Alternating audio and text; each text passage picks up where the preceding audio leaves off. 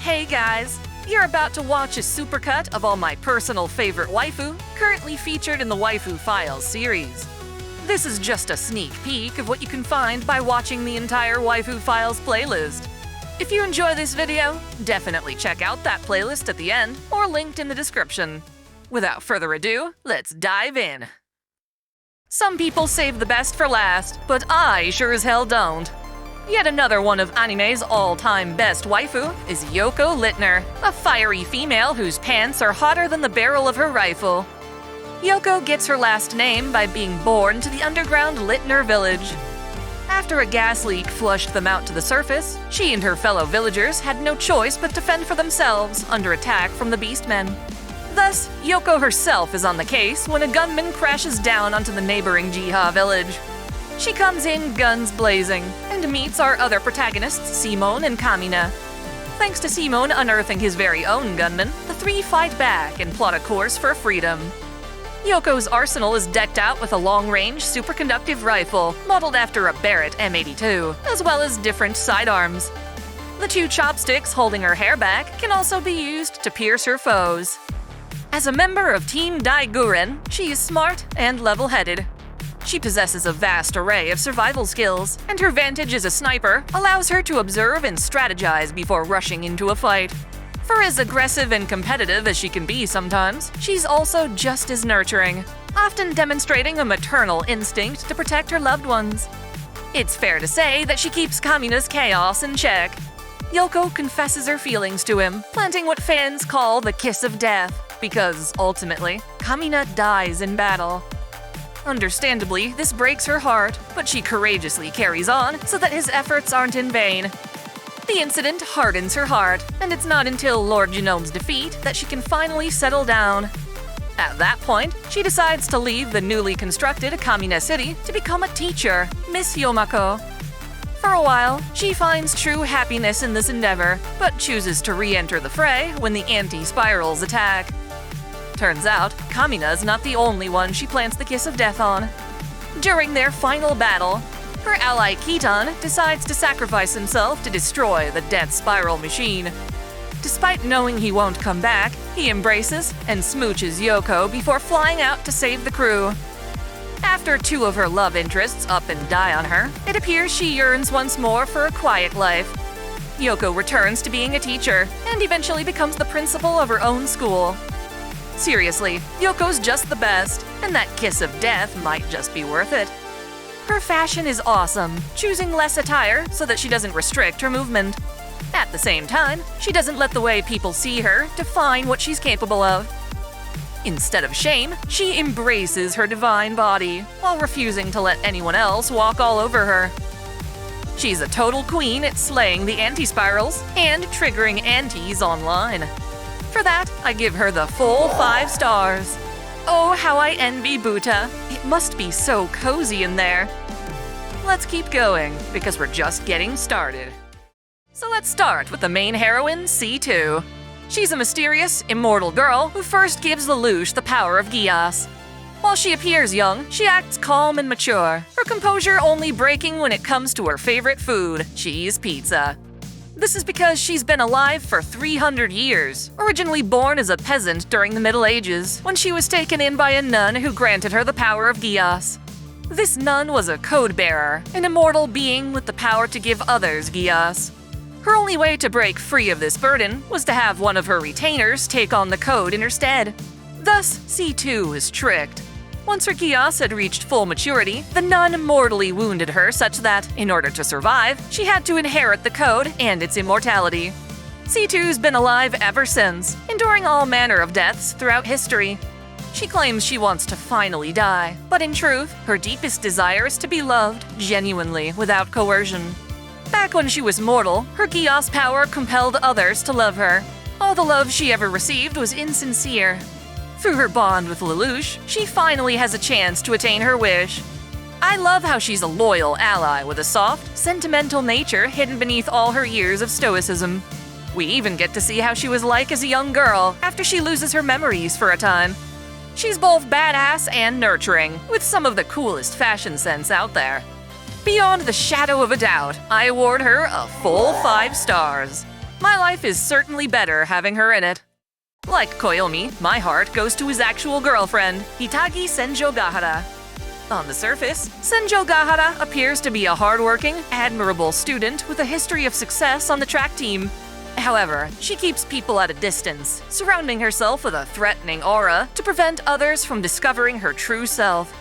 As a child, she nearly died from a fatal disease, and while surgery was able to save her, it cast her family into debt. To pay this debt, her mother was scammed into joining a cult, and disaster struck when one of the cult leaders tried to have his way with Senjougahara. She fought back, injuring the cult leader, and yet her mom took the cult's side. Her mom has since abandoned the family, leaving her and her father to pay back their medical debt. Senjougahara carried the weight of her past until encountering an oddity named the Heavy Stone Crab. It freed her of this weight, both emotionally and literally. Koyomi discovers this when Senjougahara slips at school, falling down the stairs into his arms. Wanting Koyomi to keep her secret, she threatens him with a stapler, which she uses to staple his cheek. Luckily, Koyomi can heal, and at this point is starting to become familiar with supernatural entities. He puts Senjougahara in touch with his mentor of sorts, Meimei Oshino, the same guy who gave Shinobu her new name. Together, they contact the crab and convince it to give her weight back. For as much as she wanted to escape her traumatic past, she instead chooses to embrace it going forward. As thanks, Senjougahara and Koyomi become friends, and later, lovers. Even without the crab, Hitagi is a bit of an oddity herself. She's bold and provocative, entering into borderline yandere behavior to keep her lover safe from harm. She even goes so far as to deal with the dangerous con man who ruined her life just to protect him. As intimidating as this is, her feelings bleed through in a way I just can't ignore. I give her a full 5 stars. Although, I wouldn't consider her Monogatari's best girl. We'll get to that. Starting with God Eater 1, which you can play in its definitive version, God Eater Resurrection, we've got one of my favorite characters of all time, Alyssa Ilinachina Aniela. She's a Russian girl whose parents were eaten by an especially vicious Aragami named Diauspita. Alyssa was hiding from her parents, with no idea that she inadvertently survived at their expense. Ever since, she's been equal parts enraged and traumatized by this Aragami, becoming a God Eater to one day take revenge. When she joins your team, the Fenrir Far East branch, her fears are used against her. Through both medication and hypnotism, her doctor subconsciously replaced Diauspita in her mind with a fellow God Eater, Lindo Amamiya. This caused Alyssa to have a mental breakdown, firing at her own teammate. Eventually, along with the player, she uncovers this conspiracy and prevents total disaster. As a new type God Eater, she continues her career between God Eaters 1, 2, and the mobile game Resident Ops, which I'm not really covering here. Even so, it's nice to see her mature throughout the series. At first glance, she's both defensive and arrogant, but deep down, she really cares about her allies. With help, she overcomes her past trauma, even finding compassion for a human-shaped Aragami named Shio. She's the one who awakened my love for Underboob, and to this day, nobody pulls it off quite like her. She easily earns a full 5 stars. In both English and Japanese, she has amazing voice actors. In JP, she's got Maya Sakamoto, and in English, she's got Kate Higgins. Her bold design elements are echoed in other Namco Bandai games, and I hope that trend continues. Let's start with arguably the main heroine, Kurisu Makise. She's an academic prodigy, graduating from Victor Kandria University at the young age of 14 with a specialty in neuroscience. Her motive for getting into science came from her father, Shoichi Makise. Otherwise known as Dr. Nakabachi, he researched time travel and reveled in his daughter's interest in his work. On Kurisu's 10th birthday, Shoichi gave her a monogrammed spoon and planned to get her a matching fork the following year. Sadly, their relationship became strained when Kurisu shined through as a genius prodigy by disproving her father's theory. Shoichi began to see her as a threat, and his aggressive attitude broke up the family. Kurisu and her mom moved to America so she could attend college. 3 years after graduating, she stayed on as a researcher and became close friends with another waifu, Maho Hiejo. There, she worked on the Amadeus system, an AI created through converting a person's memories into data. As a test subject, Kurisu would develop a comprehensive AI clone of herself. While she got along with her colleagues in the US, she still missed Japan, posting on the message board @channel to stay connected to her homeland. When she turned 18, her father invited her to a press conference where he planned to show off his latest theory. Hoping to fix their broken relationship, Kurisu wrote her own time travel thesis, which she hoped she could co-publish with him. Turns out, Shoichi's theory was a sham, and when he discovered his daughter had completely surpassed him, he sought to steal her thesis and publish it as his own. At Akihabara's Radio Kaikan building, Shoichi attacks his daughter, ultimately killing her. Our main character Okabe finds her bloodied body, prompting him to unintentionally send the very first D-mail. CERN's detection of this D-mail shifts history onto the Alpha World lines, where most of the story takes place. Here, a fully developed time machine crashes into the Radio Kaikan building, canceling Nakabachi's lecture and, in turn, saving Kurisu from her tragic fate. She encounters Okabe while giving her own lecture, and through his annoying persistence, she visits his apartment and sees the mysterious microwave. Intrigued, she reluctantly joins Okabe's makeshift future gadget lab, where she endures him calling her Christina and the zombie. Reasonably so, she argues with Okabe almost constantly, but eventually the two fall in love. She develops their microwave into the Time Leap machine, which can send not just text, but also a person's consciousness back in time. Just when she and the others are about to go public with their findings, CERN agents attack them, resulting in a dead end no matter how many times they try to subvert it. Okabe is able to peel back the effects of his time travel, but to completely prevent CERN's uprising, he'll have to erase his very first D-mail from their database. Doing this will return him to the timeline where Kurisu dies. He yearns for a way to save both her and the future, leading into Steins Gate Zero, which ultimately loops back around to give him the knowledge he needs to finally achieve his goal, the ideal timeline he calls the Steins Gate World Line. In the movie, Lode Region of Deja Vu, Kurisu takes on the role of protagonist, going on a quest to save Okabe from being psychologically lost between timelines. She needs to ground him to the Steins Gate World Line through a profound memory, and she accomplishes this by traveling back to 2005, kissing him, and giving him the idea of Hoin Kyoma, the mad scientist persona he's always using. Of all the game's plot routes, hers is considered to be the true route, and that's fair since she's best girl. She is a brilliant waifu who reacts adorably to Okabe's teasing. She earns a full 5 stars. Kurisu will forever go down as a tsundere with profound substance, breaking the archetype to become truly unique. That rival is, of course, Asuka Langley Soryu, the arrogant and boisterous pilot of EVA Unit 2. She was the daughter of an American man, Mr. Langley, and her German-Japanese mother, Hyoko Zeppelin Soryu. Asuka's nationality is American, but she first grew up in Germany. She's actually more fluent in German than in Japanese. While she can speak Japanese, she struggles with writing it. That's not to say she's not smart.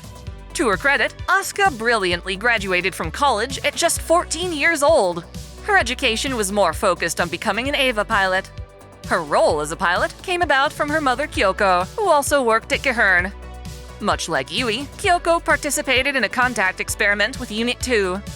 While she survived, the experiment drove her insane, such that she mistook her own daughter with a stuffed doll. She would dote over this doll, referring to Asuka as some random girl in the room with them. Hoping to be recognized, Asuka worked hard, finally being chosen as a pilot. On the day she came to deliver the good news, Asuka found her mom hanging from the ceiling. Understandably, this left Asuka with tremendous emotional trauma. It manifests in a stoic persona, which she uses to hide her fears and sorrows. Without her mom, she has to be a strong girl who can care for herself. She constantly seeks approval from the adults in her life, hoping to be recognized as an adult herself. This is seen most in her infatuation with Ryoji Kaji, a much older man who could easily pass as her father. Her insecurities cause her to lash out at both Shinji and Rei, and she struggles to open up to them. Asuka's skill as a pilot is no joke, but it all rides on her confidence. She'll either collapse from emotional pressure or continue fighting to the death. In the end of Evangelion, she is killed by the mass-produced Evas after being impaled by the Lance of Longinus. She's later revived through the collapse of human instrumentality, washing up on the beach near Shinji. In the rebuild films, Asuka goes by the name Asuka Shikinami Langley. Compared to her Soryu incarnation, this Asuka instead becomes a captain in the European Air Force at the age of 14. Rather than being afraid of dolls, this Asuka actually comforts herself with a hand puppet. Most of her original personality remains intact, with the twist of her being more competent and sympathetic. Her arc completely shifts when, during the activation test for Eva Unit 3, her plug is contaminated by the 9th Angel. She is put in quarantine, sealed by anti-angel hex pillars, until the 3rd film, when she joins up as an Eva pilot for Vile, an organization made to fight against Nerve. She comes out of quarantine with a patch over her left eye. You can think of Asuka Shikinami as a more militant, mercenary-oriented girl. Even though Rebuild's designers meant for Shikinami to be a completely different character, she's clearly channeling much of the same appeal as her classic counterpart. Thus, I rate both Soryu and Shikinami with 5 stars. What can I say? This angry German tsundere pushes all the right buttons. Satsuki's sister, Ryuko Matoi, however, recklessly kicks things up a notch. Originally abandoned by her mother, Ryuko was saved and raised by her father Soichiro in secrecy. He too planned to fight back against Ragyo, developing 2 very important weapons he hoped to entrust to Ryuko. First were the rending scissors, a pair of blades that could fully cleave life fibers from both sides at once. Second was the Kamui Senketsu, a sentient sailor uniform that would give Ryuko the power to face Ragyo and the primordial life fiber. The man Ryuko knows as her father is a disguise, an old codger named Isshin Matoi. He was always too occupied with his studies to be there for her, and as a result, she was a target for bullies at school. Fighting back turned Ryuko into a delinquent gangster who could fend for herself. Despite this, she yearned for her father's affection, and when she went to visit him one night, she found him pierced through by the red scissor blade. On the verge of death, Isshin gave Ryuko the choice of living peacefully or taking up his fight. Aggressively, Ryuko took up the blade and pursued her father's killer, despite never getting a proper look at who did it. Aiming to take revenge, she transfers to Honoji Academy and mistakes Satsuki for her target. In turn, Satsuki plays the role of villain to harness Ryuko's rage. In order to thrive in the academy, Ryuko needs the power to fight, and is led to the ruins of her father's house to discover Senketsu. At first, Ryuko is humiliated by the uniform, reluctant to synchronize with it. Throughout the anime, however, she strengthens her bond with Senketsu, forming a true connection that makes her ever stronger. Her upward trajectory hits a rut when she discovers her father's killer is actually one of Ragyo's minions, Nui Harime. When the truth is finally revealed to her, Ryuko confronts Ragyo, but falls for her mother's manipulation. Unable to resist the life fibers infused with her heart, Ryuko is brainwashed by her mom, but thankfully, she tears herself free and teams up with Satsuki to end things once and for all. Ryuko is a kind-hearted girl who adopts an aggressive, violent attitude to defend herself. That raw, tomboy energy is to die for, and she's amazing in both Japanese and English dubs. Erica Mendez does a phenomenal job at matching the original performance. I give Ryuko Matoi the full 5 stars. She is by far one of the hottest waifu in all of anime, and one of my all-time favorite characters. Senketsu, both when casual and activated, is a phenomenal outfit that lets Ryuko be both strong and sexy simultaneously. Eris just so happens to be Aqua's colleague in heaven. While Aqua is a lazy, delinquent goddess who spends her time in heaven reading manga, Eris is a paragon of virtue, often having Aqua's responsibilities pushed upon her. She is the immortal goddess of luck and fortune, and as such has a much larger following than Aqua, despite being a kohai. For as proper as she is, Eris can still get a bit mischievous. Answering the prayer of one of her followers, an adventurer named Darkness, she visits the fantasy world through her alter ego Chris the Thief. For a time, Chris and Darkness go on adventures together, until Darkness chooses to seek out Kazuma for his perversion. Eris keeps her double life to herself, using it as an opportunity to let loose from her duties as a goddess. As Chris, she is more aggressive, having the confidence to steal from nobles. She's also the one to teach Kazuma how to be a thief, albeit at the cost of her panties. Even a tomboy can get self-conscious, you know. As a bit of trivia from the game, Chris wears a padded breastplate, and ever since Kazuma stole her pantsu, she sometimes wears black leggings in case it happens again, which of course it does. her goddess side despises the undead, even more so than Aqua. Her authority as a goddess allows her to create a gate to the mortal world, through which she projects her soul into Chris's body. Through Chris, she can gather the divine artifacts given to potential adventurers who die and go to heaven. Originally, Eris and Chris were written to be separate characters, but them being the same is a grand strategy. I adore my midriff-bearing tomboys, after all. As a result, both Eris and Chris can share the full 5 stars. I actually never knew their connection until making this video. Waifu files are awesome, aren't they? The best girl in this anime is undoubtedly Mume, another Kabaneri who protects the train with some of the sickest fight choreography out there. She presents as a capable and confident warrior, but beneath the surface is a young girl tormented by her past. Originally, she was named Hozumi and was an ordinary child living with her mother in Hinomoto Station. Her name held significance, as her mom yearned to feed her lots of rice, even though all the rice fields were decimated by Kabane outbreaks. She and her mother could see butterflies gathering around the deceased, a sign that their souls were being guided to the afterlife. Surprisingly, Hozumi's mother died not from the Kabane, but from shielding her daughter from a rifle shot. Too afraid to flee, Hozumi was rescued by Biba Amatori, the leader of a Kabane hunting squad. Biba convinced Hozumi to defend herself during the attack and rewarded her courage by turning her into a Kabaneri. Grateful to him, Hozumi accepted the name Mume and went on to serve as his claw. She idolizes Biba, adopting his ruthless motto that the weak die and the strong survive. Those who refuse to fight are destined to perish from aggressors. And to serve as an example, Biba slays anyone who questions his title as liberator. Following along, Mume accepts his will blindly, naive to the fact that Biba actually plans to harness the Kabane and use them to claim the throne of Kongo Kaku, allowing innocent people to die for his selfish gain. He grooms Mume's loyalty, treating her like an adoptive sister, when in truth, she is expendable. At first, Mume's participation on the Kotetsujo is only a means of reaching Kongo Kaku. On the journey, she meets Ikuma and trains him for battle. Despite her impressive speed and strength, unleashing her restraint can quickly fatigue her. Thus, she only attacks in short bursts, sleeping in between to regain her energy. This also staves off her bloodlust to an extent. Should she ever go too long without drinking blood, she will transform into a full-on Kabane. In her vulnerable moments, she relies on Ikuma to protect her. Thanks to him, she learns to laugh and play again, resolving to use her strength to save the weak rather than oppress them. By journey's end, she falls in love with Ikuma, who wishes to let her live as Hozumi again, or rather, to turn her back into an ordinary human. Tragically, Mume's fidelity to Biba gets in the way, as she continues to be strung along for a violent coup against the shogunate. When she dares question him, he forcibly brainwashes her and evolves her into a fused colony. More specifically, she becomes the core of a massive beast made from Kabane corpses.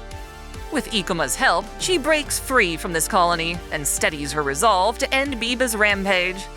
Mume never does become human, but instead balances her fighting with a newfound happiness. Until the Kabane are finally put down, she continues to protect her loved ones and adorably makes her love for Ikuma known. She's just the best. I give Mume the full 5 stars. She's yet another of my all-time favorite anime characters. For me, though, the main attraction of Akito the Exiled is Ayano Kosaka. She starts out as part of a small Japanese terrorist group before getting recruited into W0. Perhaps I should say that she was more so forced into the EU's military, as she and her cohorts immediately try to escape. They'd rather be criminals than slaves, but her attitude changes when Layla vows to fight alongside them, even using drones to make their battles safer. Ayano cherishes a kodachi that reminds her of her old samurai heritage and joins the rest of her team as a gypsy. I award this absolute beauty 5 stars. I'd go humpback whale to get her. Well, metaphorically. I still hate the gacha, but my lord, look at her dance. The other principal waifu from God Eater 1 is Sakuya Tachibana. She serves as a support God Eater for Fenrir's Far East branch. She's an expert sniper, recognized for her leadership skills. Oh, one thing to clarify for this series is that a waifu with her own love interest is no less of a waifu. If that were the case, then my ultimate waifu, Artoria, would be an issue. In Sakuya's case, she's in love with Lindo, going on to marry him in 2071. When Lindo was attacked by Alyssa, Sakuya remained hopeful that he was still alive. It is her investigation into Fenrir that reveals its director's scheme, the ARC Project. Her bravery helped solve the incident, and even after she gets married, her colleagues all want her to return to the front lines. Sadly, she isn't a party member in God Eater 2, but she does appear in a stunning outfit for the mobile game. Why does it always have to be that way? Still, Sakuya easily earns 4 stars. In English, she's voiced by another of my favorite VAs, Michelle Ruff. Both her and Kate Higgins have had a go at voicing Artoria, so it's either coincidence or providence as far as I'm concerned. Nyx would have been summoned a decade prior, if not for the bravery of Eiichiro Takeba, a scientist in the Kirijo group who opposed the fall. It was thanks to his betrayal of the group that Death was split into 13 parts, giving humanity a chance to fight back. Sadly, this also caused the facility's shadows to go berserk, resulting in a massive explosion that took Eiichiro's life. Enter Yukari Takeba, Eiichiro's daughter. She and her mother lived in persecution, as the Kirijo group blamed her father for deliberately causing the explosion. Yukari, however, believed in his innocence, which she confirmed a decade later through a letter he wrote to her. It revealed to her the existence of shadows, and in order to learn more, Yukari joined SEAS for the chance to investigate the Dark Hour. Her mom, on the other hand, sought to cope with their persecution by pursuing other men, leaving Yukari to her own devices. She is, ultimately, a girly high schooler, so the thought of using an evoker to summon her persona frightens her. She's already afraid of ghosts, and so the act of putting a gun to your head and pulling the trigger, I could see that being troublesome. Regardless, she takes inspiration from the protagonist and plays her part fighting the shadows, using her knowledge from the archery club to shoot down her foes. Eventually, she's led to believe that her father was, in fact, the culprit behind the disaster 10 years ago. By defeating the 13 parts of death, she thinks she's ridding the world of the Dark Hour once and for all. This turns out to be a lie, and she was actually helping to facilitate the fall. Only through the original recording her dad left behind does Yukari learn the truth and carry on his good intentions as a Persona user. Yukari happens to be my favorite waifu in Persona 3. I love her conventional femininity and charm. It makes her bravery stand out as something hard-earned, and as such, she gets the full 5 stars. After graduating, Yukari moves on to college, working as both a model and as an actress playing Pink Argus from Phoenix Ranger Featherman Victory. Even with Nyx defeated, her ability to summon a persona remains helpful when new conflicts arise. Everyone's favorite loli is Rebecca, a solo mercenary who often teams up with Main's crew when the money's good. She's in the business with her brother Pilar, but when not on the job, the two siblings are always at each other's throats. This has led Rebecca to declare she will one day be the one to kill her own brother. Clearly, this is in jest, as when Pilar is actually offed by a cyber psycho, Rebecca goes into a rage trying to avenge him. Moving forward, she wears large cyber hands in his image. Despite her petite frame, Rebecca is a fighter. She is cursed with an unrequited love for David. Even when it's clear David is in love with Lucy, Rebecca continues to show him her affection, acting as his muscle. Among the cast, she spends the most time actually observing David and is able to pick up on all his subtle mannerisms. Even so, she can't offer him comfort or discourage his abuse of cyberware, and is left doing her best to keep him alive with immunosuppressants. Again, for his sake, she puts her life on the line to help rescue Lucy from Arasaka Tower. This ends poorly, as during the battle, she is literally smashed by a fully cybernetic solo named Adam Smasher. I give Rebecca the full 5 stars. It might just be worth playing the game to avenge her, as Smasher is a boss battle. If only the game had such pretty waifu. Next up is Nia Teppelin, one of Lord Genome's many daughters. I mentioned earlier that Genome dominated the surface to limit the human population. He used to fight the anti-spirals as a general of the spiral race. However, during this war, he learned that the anti-spirals feared the coming of a spiral nemesis, a great calamity that could emerge from overusing spiral energy. Sharing this fear, Lord Genome made an agreement with the anti-spirals, allowing humans to exist so long as their population remains under 1 million. Ironically, that didn't stop him from populating his own genome, if you catch my drift. He was a lech, gathering hot young women from various villages into one. He'd then take those women as his concubines, fathering various children, which he would toss aside and execute. There seems to be a lot of theory crafting as to why. Presumably, the anti-spirals meant to keep tabs on humanity by altering the genetic code of children such that, if the population reaches its limit, they will awaken as the anti-spiral's messenger. Some say Genome was gathering women who were most likely to have this genetic factor, and that he destroyed his children when they became self-aware to prevent them from being his enemy. Regardless, Nia happens to be one of Lord Genome's daughters, who was similarly abandoned after growing up and questioning his dominion over mankind. She was sealed away in a box and tossed to the dump to be crushed by gunmen, but Simone found her and prevented her death. As a child, the only human Nia could talk to was her father, resulting in her lacking basic social skills. She's cordial yet naive, but most importantly, her heart is in the right place. Nia comforts Simone after Kamina's death, trying to help him move forward. Yoko finds this insensitive at first, but the two come to a mutual understanding. On the Daiguren, she offers to cook meals for the crew, only to nearly poison them all with her incompetence. Regardless, she is beloved by her shipmates, and Simone finally breaks out of his depression in order to rescue her from the Beast Men. She reluctantly accepts that her father is the enemy, and while she doesn't want to fight, she sticks by Simone during Genome's defeat. 7 years later, though she's initially clueless to the concept, she tenderly accepts Simone's proposal. Sure enough, however, Nia does have the genetic factor of the anti-spirals inside her, and when civilization advances too far, she awakens as a vassal for the anti-spirals. Happiness is robbed right out from underneath her, as she's turned into a virtual being who declares the imminent destruction of Earth. Simone and his friends seek to rescue Nia, even as she's used as the anti-spiral's pawn. As time passes, her body begins to disintegrate, and she can only maintain her form through sheer force of will. Impressively, she endures long enough to reunite with her beloved and strike down the anti-spiral once and for all. Tragically, this does nothing to halt her decomposition.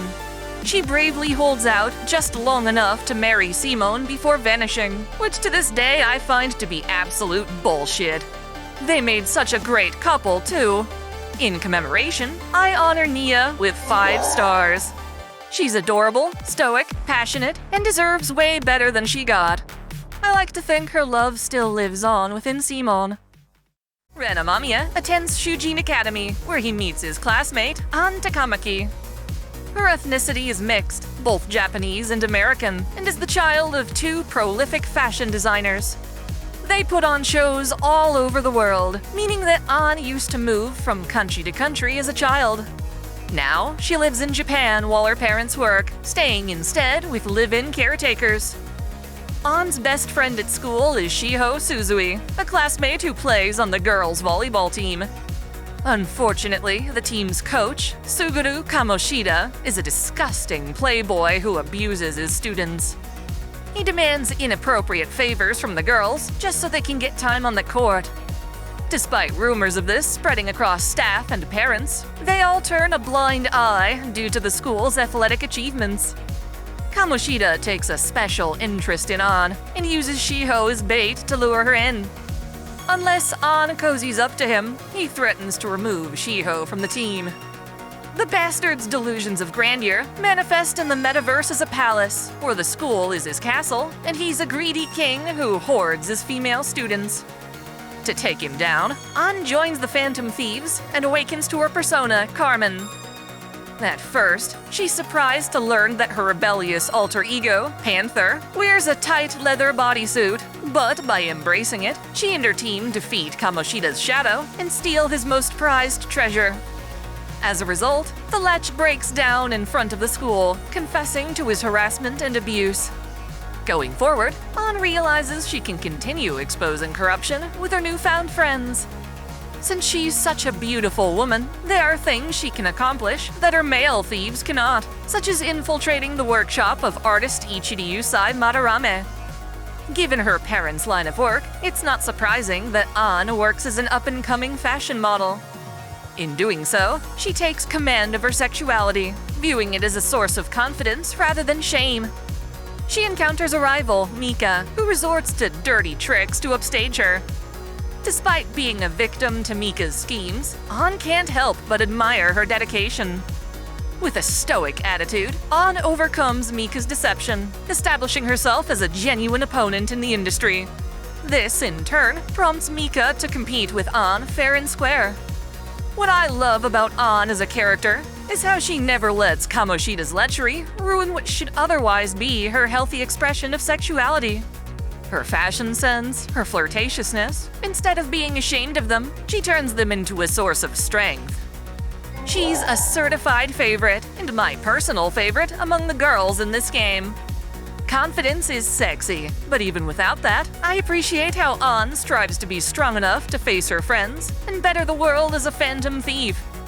Oh, and I just have to say it. Spare coochie, Lady An? Let's start with a pair of girls who are inseparable, Lavina and Kana. They are constantly fighting each other, but deep down, it comes from a place of love and support. Both of them were childhood friends who studied together at the Academy of Magic. Kana was spoiled by her parents, causing her to be timid and afraid at times. While she's usually cheerful and outgoing, she fears freezing up during important moments, such as when she was first learning to fly. As the rest of her class went on without her, she couldn't move, begging Lavina to praise her as encouragement. Lavina, who is much more stoic, isn't accustomed to giving compliments, but nonetheless notes how, despite being a coward, Kana has a strong work ethic and practices hard when no one's watching. Kana jokes that it's a creepy compliment, prompting her to get pushed off the cliff. Turns out a bit of tough love does the trick, as Kana takes flight with ease. Their feuding, then, is a source of strength and camaraderie. When they channel that aggression outward, they are a formidable force. Kana uses water manipulation magic, which is especially powerful near lakes or in the rain. Complementing her style, Lavina uses ice magic, freezing that water, or generating spears of ice that can be fired at opponents. Of the two, I have an especially soft spot for Kana, as her name kinda sounds like my dog's, and she's a midriff-bearing tomboy. I stamp her as one of my certified favorites. I have to admit, seeing these two girls fight and wrestle each other is kind of hot. Lightning-fast cars and smoking hot chicks. That's the aesthetic screaming from future GPX Cyber Formula. This 90s anime, most gorgeous in its OVAs, features characters designed by Inomata-san, most notably Asuka Sugo. Her father, Kojiro Sugo, is the CEO of Sugo Corporation, which owns a struggling Cyber Formula team. Asuka serves this team as communication staff and deputy owner. During events, she represents the team dressed as a phenomenal race queen. She's in love with the team's young driver, Hayato Kazami, which proves to be stressful. The closer she gets to him, the more she fears for his safety. This peaks when Hayato is severely injured in a crash, and during his recovery, Asuka loyally cares for him. The two even become engaged, and she desperately hopes he retires from racing. Their relationship is strained when Hayato instead returns to the circuit. It takes Asuka time to accept this and realize that racing is her lover's calling and passion. Eventually, she gathers the strength to return to the team, courageously supporting him with the pit crew. Her trust and encouragement help take Hayato to new levels in the racing world. When not working for the team, Asuka studies at Columbia University, where she aims to become a doctor. I'm a total sucker for retro OVAs, and Asuka's so lovely that I stamp her a certified favorite. I already mentioned Darkness, or rather Dustiness Ford La Latina, a masochistic crusader who can't hit her enemies for jack.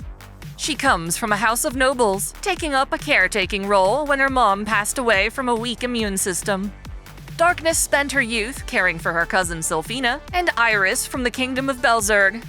One of its nobles, Alexei Barnes Alderp, would often make lecherous advances on her. Perhaps because of this, she develops a fetish for masochism, indulging in fantasies of being accosted or devoured by filthy predators. This fetish dominates her personality, such that she has no hope of marrying a decent man. Whenever her father tries to arrange her marriage, she rejects the suitor and clobbers her dad for playing matchmaker. To avoid this claustrophobic lifestyle, Lalatina took on the name Darkness, running away to become an adventurer. Unfortunately, her accuracy is awful, keeping away any potential party members. She only met Chris after praying at the Eris church. Even then, they can only adventure as a duo. However, her dream is at last granted when she discovers Kazuma, a leader who will degrade her and push all of her perverse buttons. Despite his refusal, she persistently wedges her way into the party, and even though she sucks as a fighter, she makes for a decent tank. In a way, her desire to be ravaged actually deters any would-be villains. Her fantasies are wilder than anything they could ever come up with. That said, for as lewd as she perceives Kazuma to be, and he certainly is, he's also responsible for keeping her out of danger, keeping her fantasies from coming true, to a lethal extent anyway. Darkness is hilarious and beautiful. She too gets 5 stars. As another piece of trivia, it appears her armor was initially made by the Crimson Demon tribe. Yosuke and Yu Narukami team up to solve this murder mystery, and are quickly joined by Chie Satonaka, a self-conscious tomboy who wants to save her best friend Yukiko. Chie is a martial arts enthusiast, often trying to imitate the moves she sees in kung fu movies.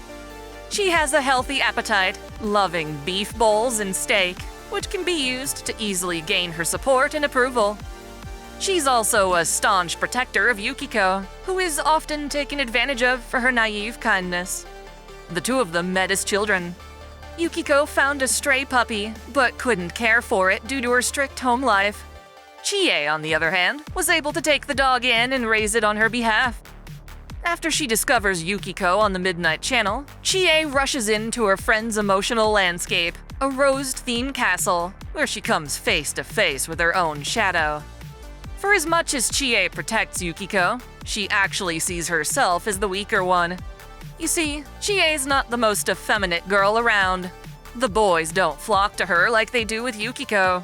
Her grades aren't as good, she fears failure, and she worries about her career prospects. These factors make Chie feel jealous and worthless. What she does have, however, is her physical strength, and so Chie's shadow has her thinking that her friendship with Yukiko is disingenuine, like she hangs out with Yukiko just to play the role of bodyguard, compensating for her lack of appeal and purpose. At first, Chie rejects this part of herself, causing her shadow to swell with power. But Yu and Yosuke beat it down, allowing Chie to accept part of herself she's been trying to deny. This causes her shadow to transform into her persona, Tomoe, or Tomoe Gozen, a female warrior during the Genpei War. By awakening to her true self, Chie realizes that her jealousy doesn't invalidate her friendship to Yukiko. Her insecurities are an intrinsic part of her that she'll need to deal with rather than flee from. There's nothing wrong with her leaning into her strengths, and so Chie goes on trying to protect not just Yukiko, but all of the innocent citizens of Inaba. As she helps track down the serial killer, she confronts bullies and trains to one day become a police officer. This resolve is both tested and tempered by the fact that Toru Adachi, who's supposed to be a hero of justice, is actually a selfish prick who only entered the force so he could carry a gun. Part of what you can do as protagonist is encourage Chie and point out her tremendous appeal as a tomboy. Personally, I find her way cuter and more reliable than Yukiko. As one of the girls I romanced in my many playthroughs, it's only fitting I declare Chie a certified favorite. May she be blessed with head pats and delicious meat. He's a real piece of work, but he's in part responsible for taking care of our next waifu, Magilou Mayvin. Or, let's see if I can get this right. Maji Gigika Miluding Dodin Nolu Run Du. This bizarre name isn't even her real one. Many years prior to the main story, she was born as a girl named Magilanika. This was well before the Advent, so when her parents discovered she had an affinity for seeing Malakim, they abandoned her. As a result, Magilanika grew up under a circus troupe that forced her to participate in their act as a witch who could see ghosts. They practically tortured her into performing as part of their freak show. Her only solace was a silly normie Malak named Bienfu, whom she formed a pact with. Luckily, Magilanica was rescued from this circus when Melchior attacked it, making his assault look like an accident. He took her in as the only survivor, renaming her Magilanica Lu Mayvin. As his adopted daughter and protege, she learned to actually harness her abilities, rising within the Abbey to become one of its legates. That said, she failed Melchior's final test, which showed her an illusion of being back with her parents in a fantasy where they actually loved her. Magilanica chose to embrace this illusory world over her real one, causing Melchior to disown her.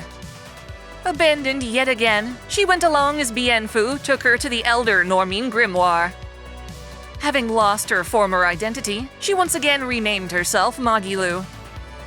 After leaving Grimoire's care, Magilou was arrested by the Abbey for practicing unlicensed witchcraft. She was locked away at Prison Island and escaped when Velvet freed the other inmates. Magilou and Velvet, being in similarly dire straits, travel together on the open seas. She has a score to settle with Melchior, and thus fights in the party against the Abbey. Her exact age is unknown, and it's implied she uses her magic to stay young and smexy. She's quirky, yet fashionable, the only waifu I know to wear a skirt made out of books. Having her around is an absolute delight, and I stamp her a certified favorite. That said, for as much as I enjoy her bubbly personality, it's kinda sad how all of her past struggles are buried beneath it. The tragedy continues to an extent with Tifa Lockhart, the series' best girl. Tifa was born to her parents Brian and Thea in the town of Nibelheim. Sadly, Thea died when Tifa was just 8 years old. The town had a superstition that people could commune with the dead by crossing over the treacherous Mount Nibel. Her 3 closest friends, Emilio, Tyler, and Lester, pressured her into making the trek, only to abandon her when they encountered an unstable bridge. Cloud, who also grew up in Nibelheim, mainly cherished her from afar, but tried to help Tifa when she slipped. The 2 of them fell from the bridge, getting injured in the process. When Tifa's dad found and rescued them, he blamed Cloud for the ordeal, putting even more distance between them. That said, Cloud never stopped caring about Tifa. When her cat, Fluffy, ran away, Cloud rescued it in the mountains, but lacked the confidence to admit it was him who did so. Eventually, though, Cloud gathered the resolve to invite Tifa to meet him at Nibelheim's water tower. He declared he'd visit Midgar and become a soldier just like his idol Sephiroth. In response, Tifa asked Cloud to promise that, should she ever be in danger, he'd come to her rescue. While waiting to read about Cloud's fame in the newspaper, Tifa trained in martial arts under her master Zangan. Against her father's wishes, she sparred with Zangan, developing a unique fighting style she could use to protect herself. This qualified her to escort a team of Shinra soldiers to the Mako reactor on Mount Nibel. She never realized at the time, but Cloud was one of these men, hiding behind his generic Shinra army helmet. He never reached the rank of soldier, and was embarrassed to show himself. Sephiroth was also a part of this team, and during his stay, he learned about his connection to Jenova. In a fit of madness, he set Nibelheim ablaze, slaying the villagers on his way to reunite with Jenova's remains. Tifa's dad followed Sephiroth, and when she chased after them, she found his corpse at the Nibel reactor. Sick of Shinra for ruining her life, Tifa took Sephiroth's sword and attacked him, only to be easily subdued. Sephiroth sliced through her chest, sending her down the reactor stairs. Despite this, Tifa survived, but only after Zangan took her to be treated in the town of Corel. There, Dr. Shirin performed surgery on Tifa, but advised she be taken to Midgar for more advanced care. Zangan complied, but refused a Shinra facility in favor of a doctor in the Sector 8 slums. Tifa received numerous skin grafts, as well as artificial bone for her spine. After recovering, Tifa paid for her debt and living expenses by selling steamed buns for a Mr. Manson. Eventually, she met an old lady named Marl, who hooked her up with an apartment in the Sector 7 slums. This led to her getting a job as the bartender for Seventh Heaven, and even inheriting the joint after its owner died. This bar became a secret base for Avalanche, more specifically an independent cell led by Barrett Wallace. Tifa helped the gang, and they in turn helped her. Before long, Tifa took up their cause to fight Shinra for the planet's sake. Then finally, after all this time, she encountered Cloud and convinced Barrett to hire him for their reactor assaults. Even though Tifa's a competent fighter, Cloud still remembers his promise to her. They have the biggest score to settle when Sephiroth reemerges. Tifa's got all the best qualities. She's insanely hot, compassionate, and talented. She's there for Cloud in the face of his psychological collapse, helping to recover his true identity. She's also the first waifu in this video to be stamped as a certified favorite. I've been crushing on her since 1997, and I doubt that's gonna change anytime soon. The game's best girl is Nana Kozuki, who joins the Blood Unit along with the protagonist. Her mother, Yoshino, was a loving and supportive god-eater of her own. During an origami attack, Yoshino fought to the death, begging Nana to flee. The God-Eaters of the Blood Unit are selected for their unique blood powers. Nana's powers were especially strong, and as a team of God-Eaters came to rescue her, Nana awakened to her blood power, Attract, which unintentionally drew in a horde of origami that wiped everyone out. For her own sanity, Nana has locked away those traumatic memories, instead exuding a spunky, energetic aura. She's absolutely obsessed with Odin bread, a kind of sandwich her mom made for her when feeling sad. Just like Senna in Xenoblade 3, I'm all over girls who can kick ass with a massive hammer. Thanks to help from her teammates, she learns to control her blood power. This absolute bombshell gets the full 5 stars. Again, that underboob midriff combo saves the day. Our protagonist, Eve, is a member of the 7th Airborne Squad, and the only one to survive its first mission. Her goal in life, her one objective, is to slay Naytiba, specifically the Alpha Naytiba, which in turn protect an Elder that controls the rest. She and her leader, Taki, storm the beach they land upon, only to be devastated by the might of an Alpha with wings. Eve, on the verge of death, is rescued by a man named Adam, who repairs her injuries and looks after her via a floating drone. With Adam as a navigator, Eve is able to continue her mission. Their journey takes them to Zion, a final hideout for Earth's surviving populace. In exchange for restoring Zion's power, the city's leader, Oracle, tracks down the remaining Alpha Naytiba. At the same time, however, Eve learns more than she bargained for about the world and its sorry state. Mother Sphere is not the benevolent deity they ought to worship, nor are the people of Zion the humanity Eve thought she was protecting. The original humans created Mother Sphere, and the Andro Eidos were made as humanity's replacement. Before the final war against the Naytiba, there was a massive war between humans and their superior android counterparts. Desperate to improve themselves and survive, the humans native to Earth experimented on themselves, ultimately becoming the Naytiba. Eve is shocked to learn that she's been slaughtering the very beings she was ordered to save. The people of Zion, whom she thought were humans, are simply more Andro Eidos like her. Mother Sphere kept everyone in the dark so that, one day, the Andro Eidos would finally claim Earth as the dominant species. After discovering this, Eve is forced to choose whether to continue her hunt for the Elder Naytiba or betray Mother Sphere and rise as the savior of both races. As a character, Eve is stoic yet compassionate. She has an adventurous will to pursue her mission in spite of its danger. As she proceeds, however, she reasons that helping the people of Zion is just as important. The friends she makes expand her interests and morality, ensuring that her final decision is sincere and thoroughly considered. For the sake of sheer spectacle, Eve is able to dress in a wide variety of outfits, or nanosuits, allowing players to cater her appeal to our interests. That doesn't make her a passive object, but rather an empowering force that leaves us spellbound from every angle. In that regard, she is truly ideal, an absolute pleasure to control through the Earth's barren wastelands while fighting insanely menacing foes. While some idiots may call her the product of a bygone era, I see Eve as the start of a revolution to ensure that hot characters are still beloved in modern media. She's truly, without a doubt, a certified favorite. I can only hope to see more of her, or more of her ilk, in future games. Also, if you're interested, be sure to watch my video rating all of Eve's different outfits. Rise Kujikawa is a top idol in Japan who goes on an indefinite hiatus to attend school and support her grandma's tofu shop in the countryside. She claims to the media that she's stepping down for health concerns, and on a mental level, I suppose that's true.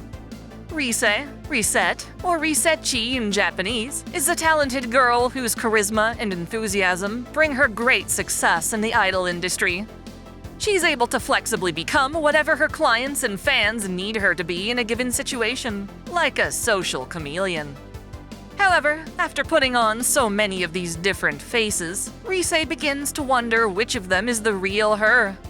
She worries that she's entirely superficial, a pessimistic reflection of their gaze upon her. Inaba, being so secluded from the mainstream, is meant to provide Rise safe haven, but instead threatens her life. She appears on the Midnight Channel and is subsequently thrown into the TV world by Namatame. Her domain takes the shape of a strip club where her shadow promises to fulfill everyone's desires. Utterly humiliated by her shadow's shameless pole dancing, Rise denies it, resulting in yet another boss fight. Ultimately, Rise casts aside her shame and embraces her shadow, accepting that she does indeed enjoy being the object of her fans' desires, promiscuous or otherwise. She awakens to her persona, Himiko, the queen of Yamataikoku, a maiden who used her sorcery to bless her people while remaining sheltered in a guarded palace. This makes Rise perfect as the investigation team's navigator, who analyzes shadows from a safe distance. Initially, Rise feared that her various roles, her faces, were merely fabrications, but comes to realize that's just not true. People can be multifaceted, and she's just better at selectively displaying parts of herself when appropriate. This means all of those parts are her true self. For as much as she enjoys her hiatus, the thought of being replaced scares her. Turns out, she wants her place in the spotlight. As a child, she was shy and got bullied for it. Becoming an idol helped her gain confidence, which she hoped would make her friends. In a way, this worked, not through the parasocial bonds with her fans, but rather as a result of her ambition to shine. Thus, Rise decides to return to being an idol after solving the murder case. To that end, Rise's a flirt and people-pleaser, willing to embrace her own fan service. I absolutely love that about her, and as a result, she's another of my certified favorites. It's a bit frustrating that, as the navigator, she's less present in battles, but that's been addressed with DLC for Persona 4 Arena, which makes her a playable fighter. Himiko was a martial artist, after all. Their target, Ferris, is the designer's granddaughter, a vivacious young girl who just wants to have a fun night out on the town with her friends. She's aware of her granddad's engineering work, but never suspects it could threaten her life. Naive to their dummy program, she goes to a nightclub with her friends, only to be attacked out in public. With no survival skills of her own, she's at the mercy of the military and our protagonist to keep her alive until the android is terminated. That protagonist is our last waifu, Sibel, an extremely ballsy freelance reporter who will do practically anything for a major scoop. She apparently has a husband, but is so married to her work that she lives alone. When confronted with the lead of a lifetime, she nearly rushes out without any clothes on. Her partner, Richard Leakey, gains intel on a top-secret military accident, so the two of them set out to record it. Sibel bites off more than she can chew, finding herself right in the middle of the M66's assault. Going beyond the call of duty, when she discovers the android is targeting an innocent girl, Sibel is the first to pinpoint Ferris's location and rushes to go save her. It is Sibel's altruistic bravery that saves the day, and in gratitude, the army pardons her for spying on them.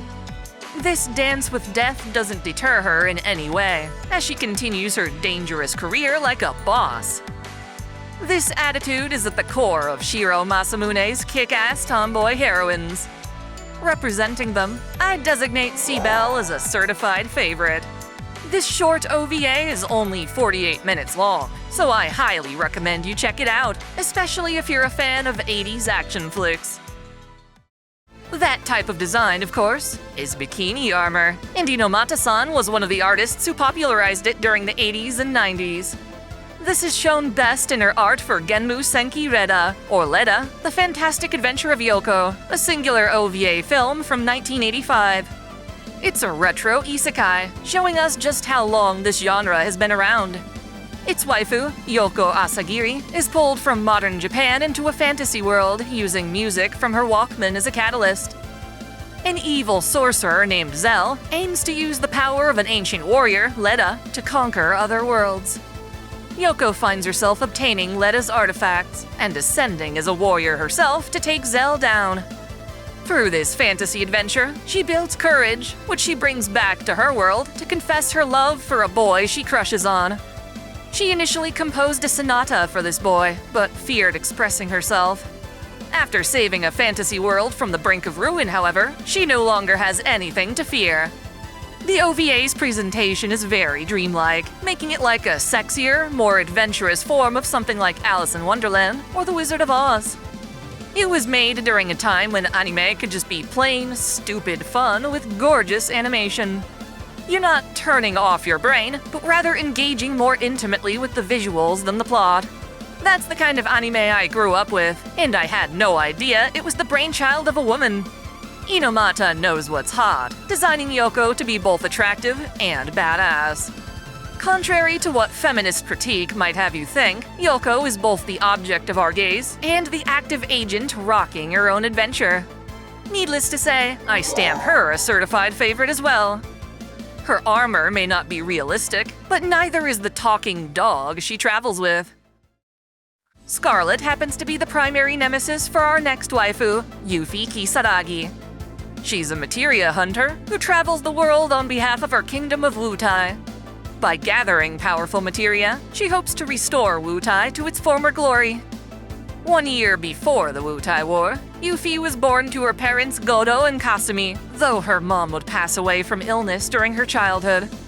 Yuffie grew up to see her proud hometown settle into a mere tourist attraction.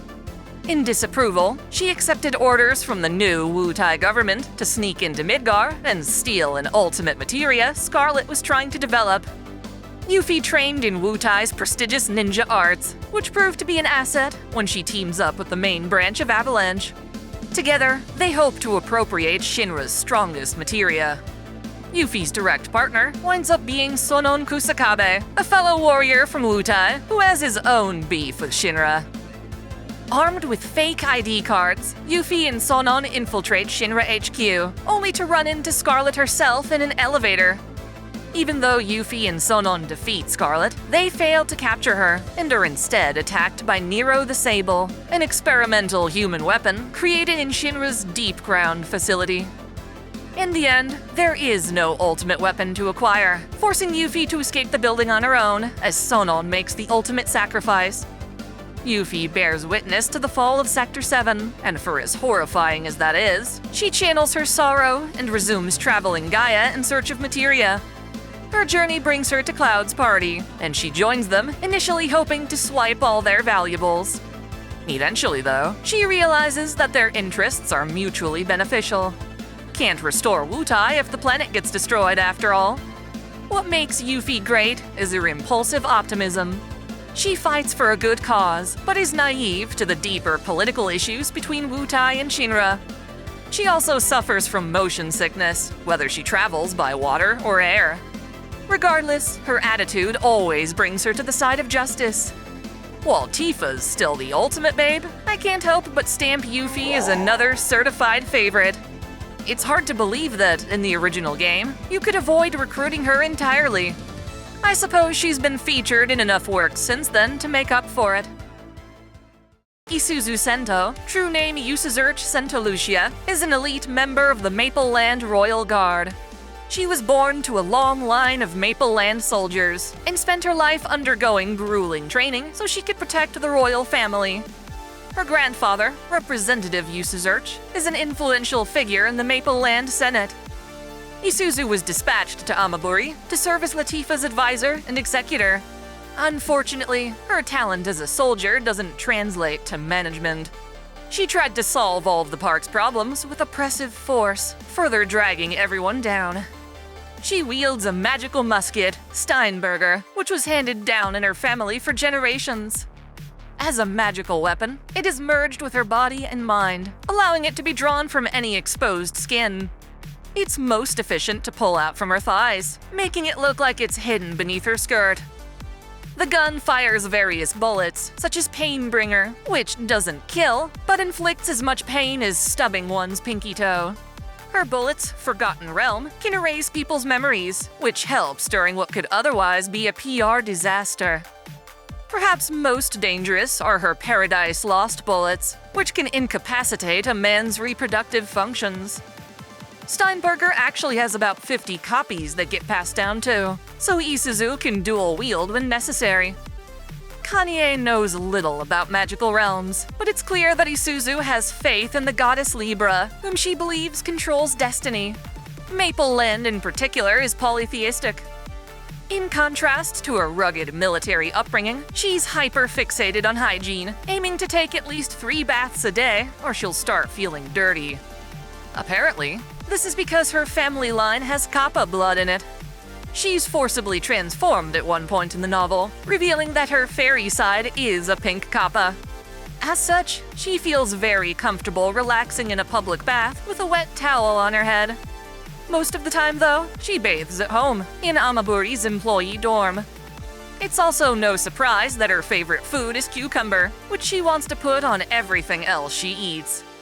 Generally, Isuzu's so used to maintaining a calm demeanor that she struggles expressing her emotions, to the point where she practices smiling and crying in front of a mirror. In order to lure Kanye to Amaburi, she infiltrates Amagi High School as one of its students. It may not be her highest priority, but having left Maple Land, Latifa still wants Isuzu to graduate somehow. When Kanye takes over her duties at the park, she becomes his secretary, or secretarial department head. Watching him actually improve the park makes her feel inadequate and pathetic, but in truth, she just has different strengths than he does. When Amaburi is on the verge of flooding, she steps up to lead the cast in preventing damage. While she's naive to social nuance, she's very adept at commanding others during a crisis. After she realizes her strengths, she notices herself falling in love with Kanye. She starts seeing other girls as romantic rivals and tries to make herself more useful. This doesn't really go anywhere in the anime, but in the novel, she and Kanye visit a love hotel, kiss, but then get cock-blocked by Latifa. We still don't know where that love triangle goes. Either way, Isuzu's such a fun and sexy character. Surely one of my certified favorites. She's especially adorable when flustered or embarrassed. Same goes for my favorite waifu in Code Vein, Rene Murasame. She's the home base's weapons dealer and mechanic. Rene used to be a gymnast who enlisted in the war effort, becoming a revenant to fight the queen. In that role, she excelled, earning the nickname Yaksha for her strength in battle. Also for her achievements, Rene was put in charge of some elite veterans who initially rejected her for being so young. This provoked her to develop a more aggressive style of leadership, which the team finally accepted. That said, when they were surrounded by a surprise attack of the Lost, she panicked, unable to secure an escape. She blames herself for getting her team killed and assumes they must have hated her. In truth, her teammates wanted her to live and knocked her out so that she appeared dead. To them, she was like their daughter. Due to her presumed failure, Rene stays out of the fight, instead opting to maintain our party's weapons. In general, I'm not a huge fan of piercings, but I can overlook that in her case. I give Rene 5 stars. She's cute and capable, deserving much more screen time. My favorite NPC from Final Fantasy Remake is Kyrie Canaan. As a child of the slums, Kyrie struggled with her parents, who made their living from theft and pickpocketing. Kyrie and her friends played at the church, but ran away whenever Aerith showed up. They thought she was creepy. Kyrie developed a phobia of fire after her friend Kadaj died from arson. Cloud encounters her as a tomboy bandit who winds up stealing the key to Don Corneo's treasure. She manipulates Cloud into protecting her from Shinra, and continues to cause Cloud trouble by masquerading as a mercenary beyond Midgar's walls. Sure, Kirie's bratty and annoying, but she's also extremely hot. Call me shallow, but she's another certified favorite. I'm not the only one either, as Sakura Miko also pines for that bare midriff. The most iconic character in summertime rendering is Ushio Kofune. After his parents were sacrificed to Heine, Shinpei spent his childhood being raised by his stepfather. Legally, that makes him Ushio's stepbrother, but because he's in love with her, he tried to shake that stigma by moving to Tokyo.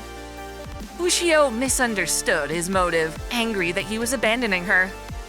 Before leaving the island, Shinpei promised he would make her his signature curry when they met again. Unfortunately, he wouldn't actually return until after her death. You see, Ushio's an aggressive yet kind-hearted girl. While picking up trash on the beach, she encountered her own shadow, one that happens to be a defect. Rather than following Heine's orders, Ushio's shadow initially thinks she's the real Ushio, and even teams up with her other self to protect the island from danger. Upon realizing she truly is the shadow, she uses that power to fight against her own kind. This includes copying weapons for her friends and erasing other shadows on contact. Naturally, this proves a threat to Heine, who aims to find and reprogram her. Ultimately, though, the two Ushios risk their lives to rescue a little girl named Shiori, who was being pulled under the ocean by her shadow. In the ensuing struggle, human Ushio sacrifices herself so that her shadow can bring Shiori to safety. While valiant, it doesn't stop Shiori's shadow from killing them all and passing herself off as the real person to her friends. Because of this, Ushio's shadow winds up injured and doesn't finish healing until the summer festival. She also loses her memory, forgetting all about the real Ushio's death.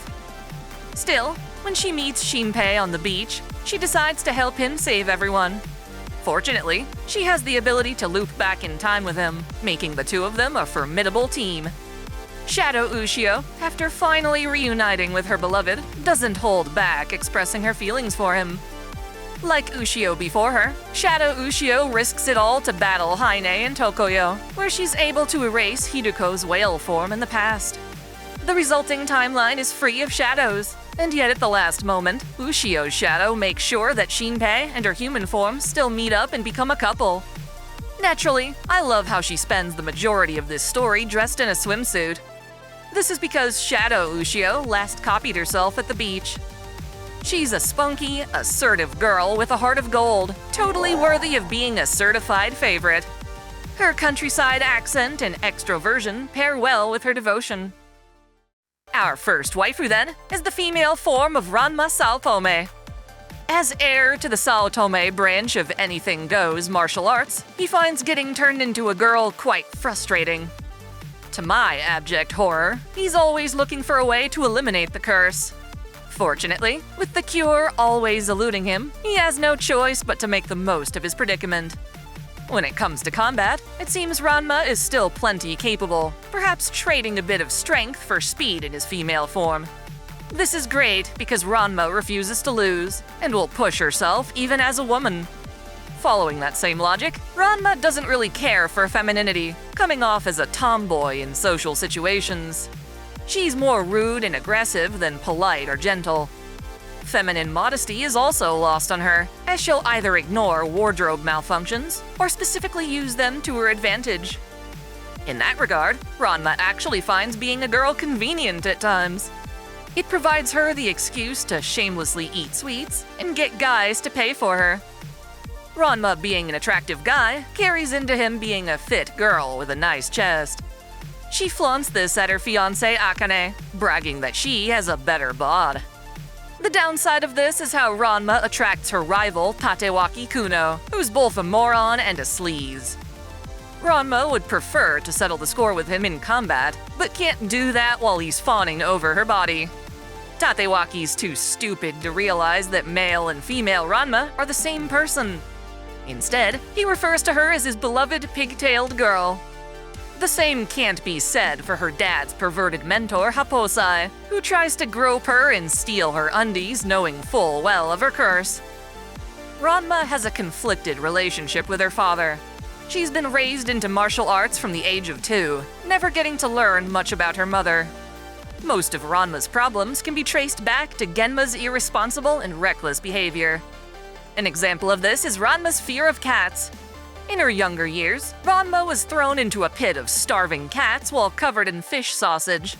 This was to teach her how to use the Nekoken, or cat fist, and while it worked, it also gave Ranma a strong phobia toward even the most adorable felines. When provoked enough, Ranma enters a state of psychosis, being deluded into thinking she is a cat, allowing her to fight like a wild animal. Personally, I prefer Ranma as a girl, appreciating how bold and brazen she is compared to the typical waifu. The fact that she's voiced by the legendary Megumi Hayashibara makes her even better. Perhaps Ranma would be frustrated by this, but I consider her a certified favorite. Fortunately, Rumiko Takahashi's stories rarely shake the status quo she initially sets up, so even after all these years, Ranma still hasn't cured her condition. Another absolute bombshell in this anime is Reika Chang, a Chinese-American singer who performs under the alias Vision. Her little sister, Irene Chang, was once engaged to a Genom employee who went missing.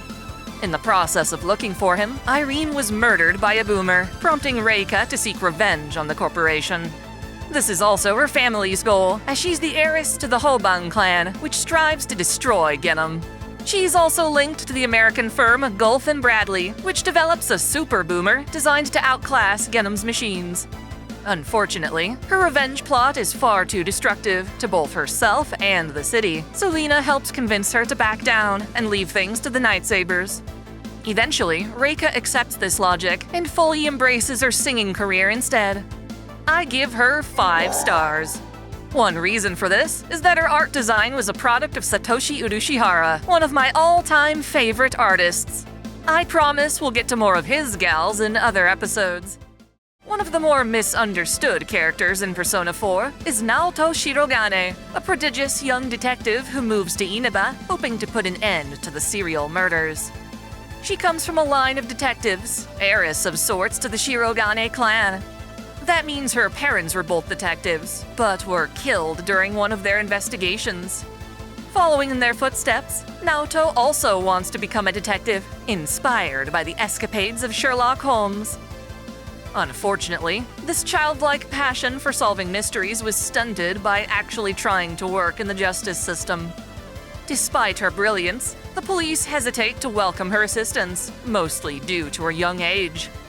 Naoto worries that, more than her youth, she's not taken seriously because she's a girl. The detective world is filled with men, and all of her role models are men.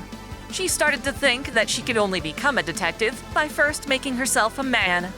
Thus, Naoto reached puberty and started presenting as male. She binds her chest and wears male uniforms. The success she attains earns her the title Detective Prince. When she transfers to Yasogami High School, none of her classmates realize she's female. Naoto finds the investigation team suspicious, as it's a collection of all the students who went missing throughout the case. Before she can properly understand their situation, though, she appears on the Midnight Channel, again causing Namatame to throw her into the TV world.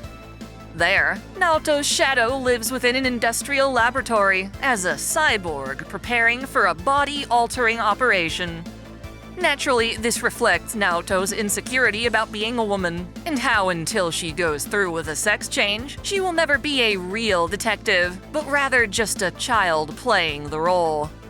Her rejection of this shadow is her refusing to admit that she feels incompatible with her vision of a true detective. However, by accepting her shadow, she admits she has a genuine problem with the sexism of her occupation. She harbors doubts about her professionalism due to her biological sex, nearly succumbing to the idea that only men can be detectives. Her persona, then, is Sukuna Hikona, a male dwarf deity of healing. This could be used to argue that Naoto is truly a man deep down, but her social link proves otherwise. She is not defined by her gender, but rather her love for solving mysteries. Naoto's grandfather, pretending to be a phantom thief, provides her with mysteries so that she never loses sight of her passion. That passion doesn't change regardless of gender, giving Naoto the freedom to explore her femininity without fear. This includes using her full vocal range, wearing her female uniform, and no longer binding her breasts. Any sexism she encounters can ultimately be overcome through conviction and raw talent in her career.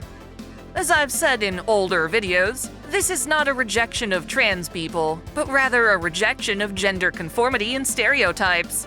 Seeing this nuance play out romantically is what lets me label her another certified favorite. Instead of embracing a sexist stereotype, she chooses to fight it, not letting it define how she identifies or expresses herself. Perhaps the greatest NPC glow-up goes to Esther, the chocobo jockey from Corel Prison. In the remake, it's not actually a prison, but rather a den of sketchy degenerates led by Gus.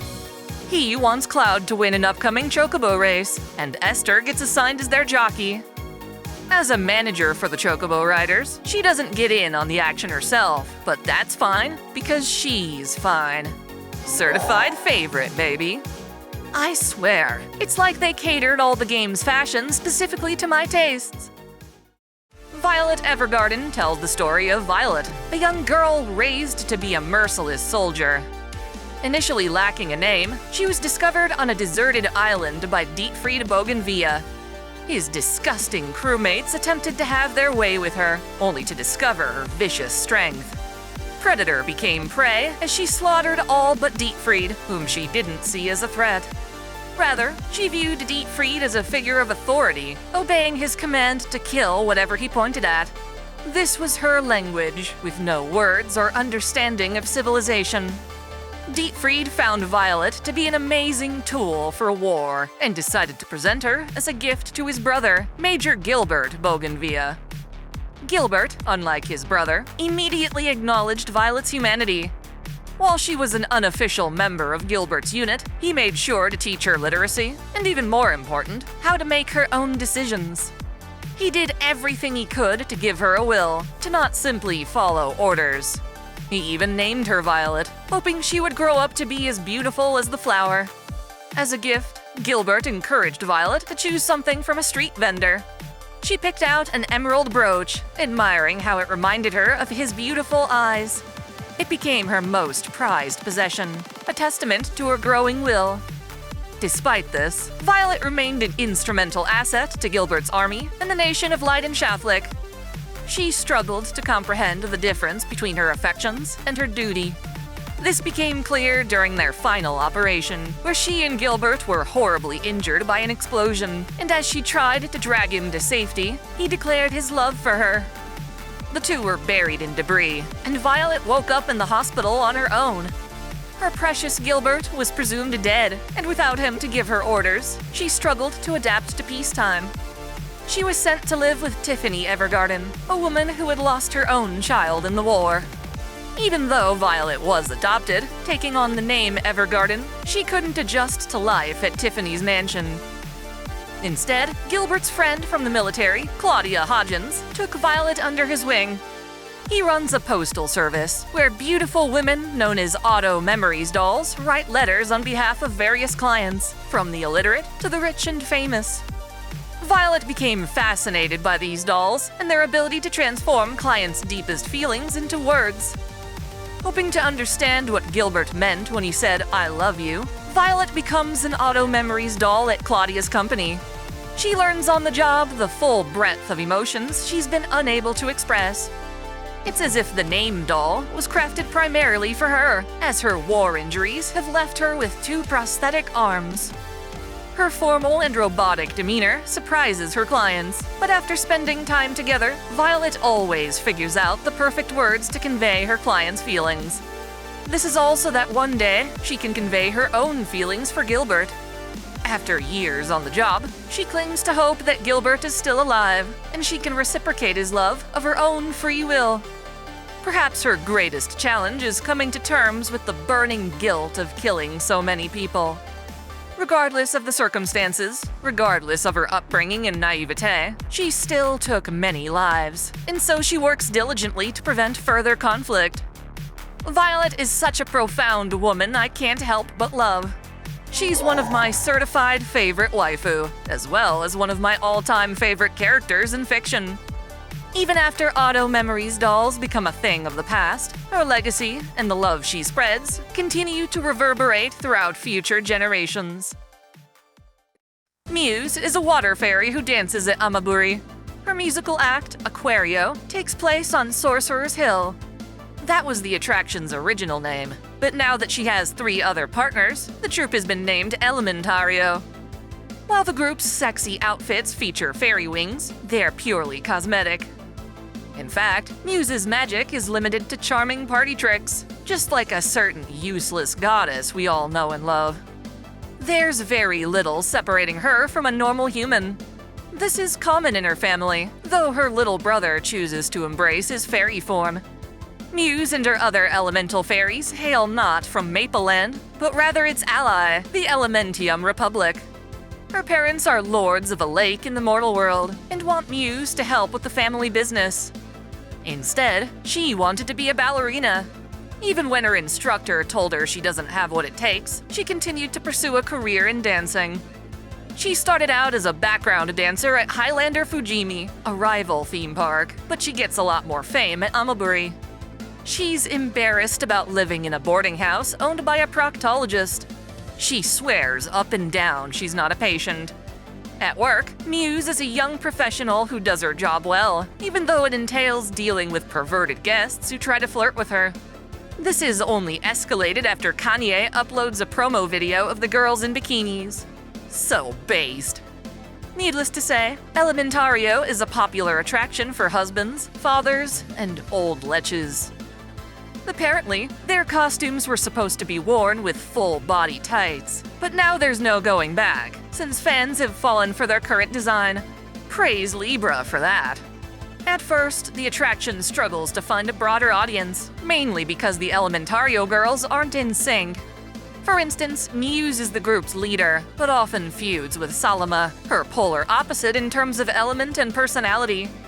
Luckily, the girls learn they can compensate for each other's weaknesses. The more these girls work together, the more they become inseparable friends. While I adore all the members of Elementario, Muse is just the best, another certified favorite. Her upbeat personality, color scheme, and attractive design all work in perfect cohesion. It doesn't amount to much, but she has a crush on Kanye and is seemingly jealous of Isuzu's relationship with him. Compared to Latifah and Isuzu, Muse doesn't think she stands a chance. They're nobility, while her background is more humble, though in my opinion, she's actually out of everyone else's league. Let's shift away from Eva pilots and focus on the staff at NERV. Misato Katsuragi is NERV's operations director, relaying combat orders and handling bureaucratic matters. When she was 14, Misato and her father traveled on an expedition to Antarctica, where encountering Adam caused a deadly explosion known as the Second Impact. Misato is the expedition's only survivor, thanks to her dad placing her in an escape capsule. She survived, carrying on with a large scar across her chest. She was scarred emotionally as well, leaving her mute for years until she attended college. There, she met her friend Ritsuko Akagi and lover Kaji. She became especially social with them, trying to make up for lost time. Misato was sexually flirtatious, developing this lustuous side of herself with Kaji, even going so far as to spend an entire week in bed sleeping with him. For a time, this was a nice escape from reality, but after Kaji began to remind her of her father, she broke up with him to avoid losing another loved one. Before working at NERV, Misato had a job conducting genetic experiments on animals. One of her subjects was a penguin named Pen Pen, and rather than letting him be euthanized, she adopted him as a pet. At NERV, she completely throws herself into her work, supervising the Eva pilots on most occasions. Her compassion, understanding trauma and sacrifice, helps her nurture the pilots beyond just using them as disposable soldiers. That said, she's far from an ideal role model, as she struggles with her own emotional setbacks. When it comes to Shinji, this results in her trying to appeal to his sex drive, as it's what she's most familiar with. As she discovers the truth about instrumentality, Misato takes it upon herself to maintain order, even though it's a futile endeavor.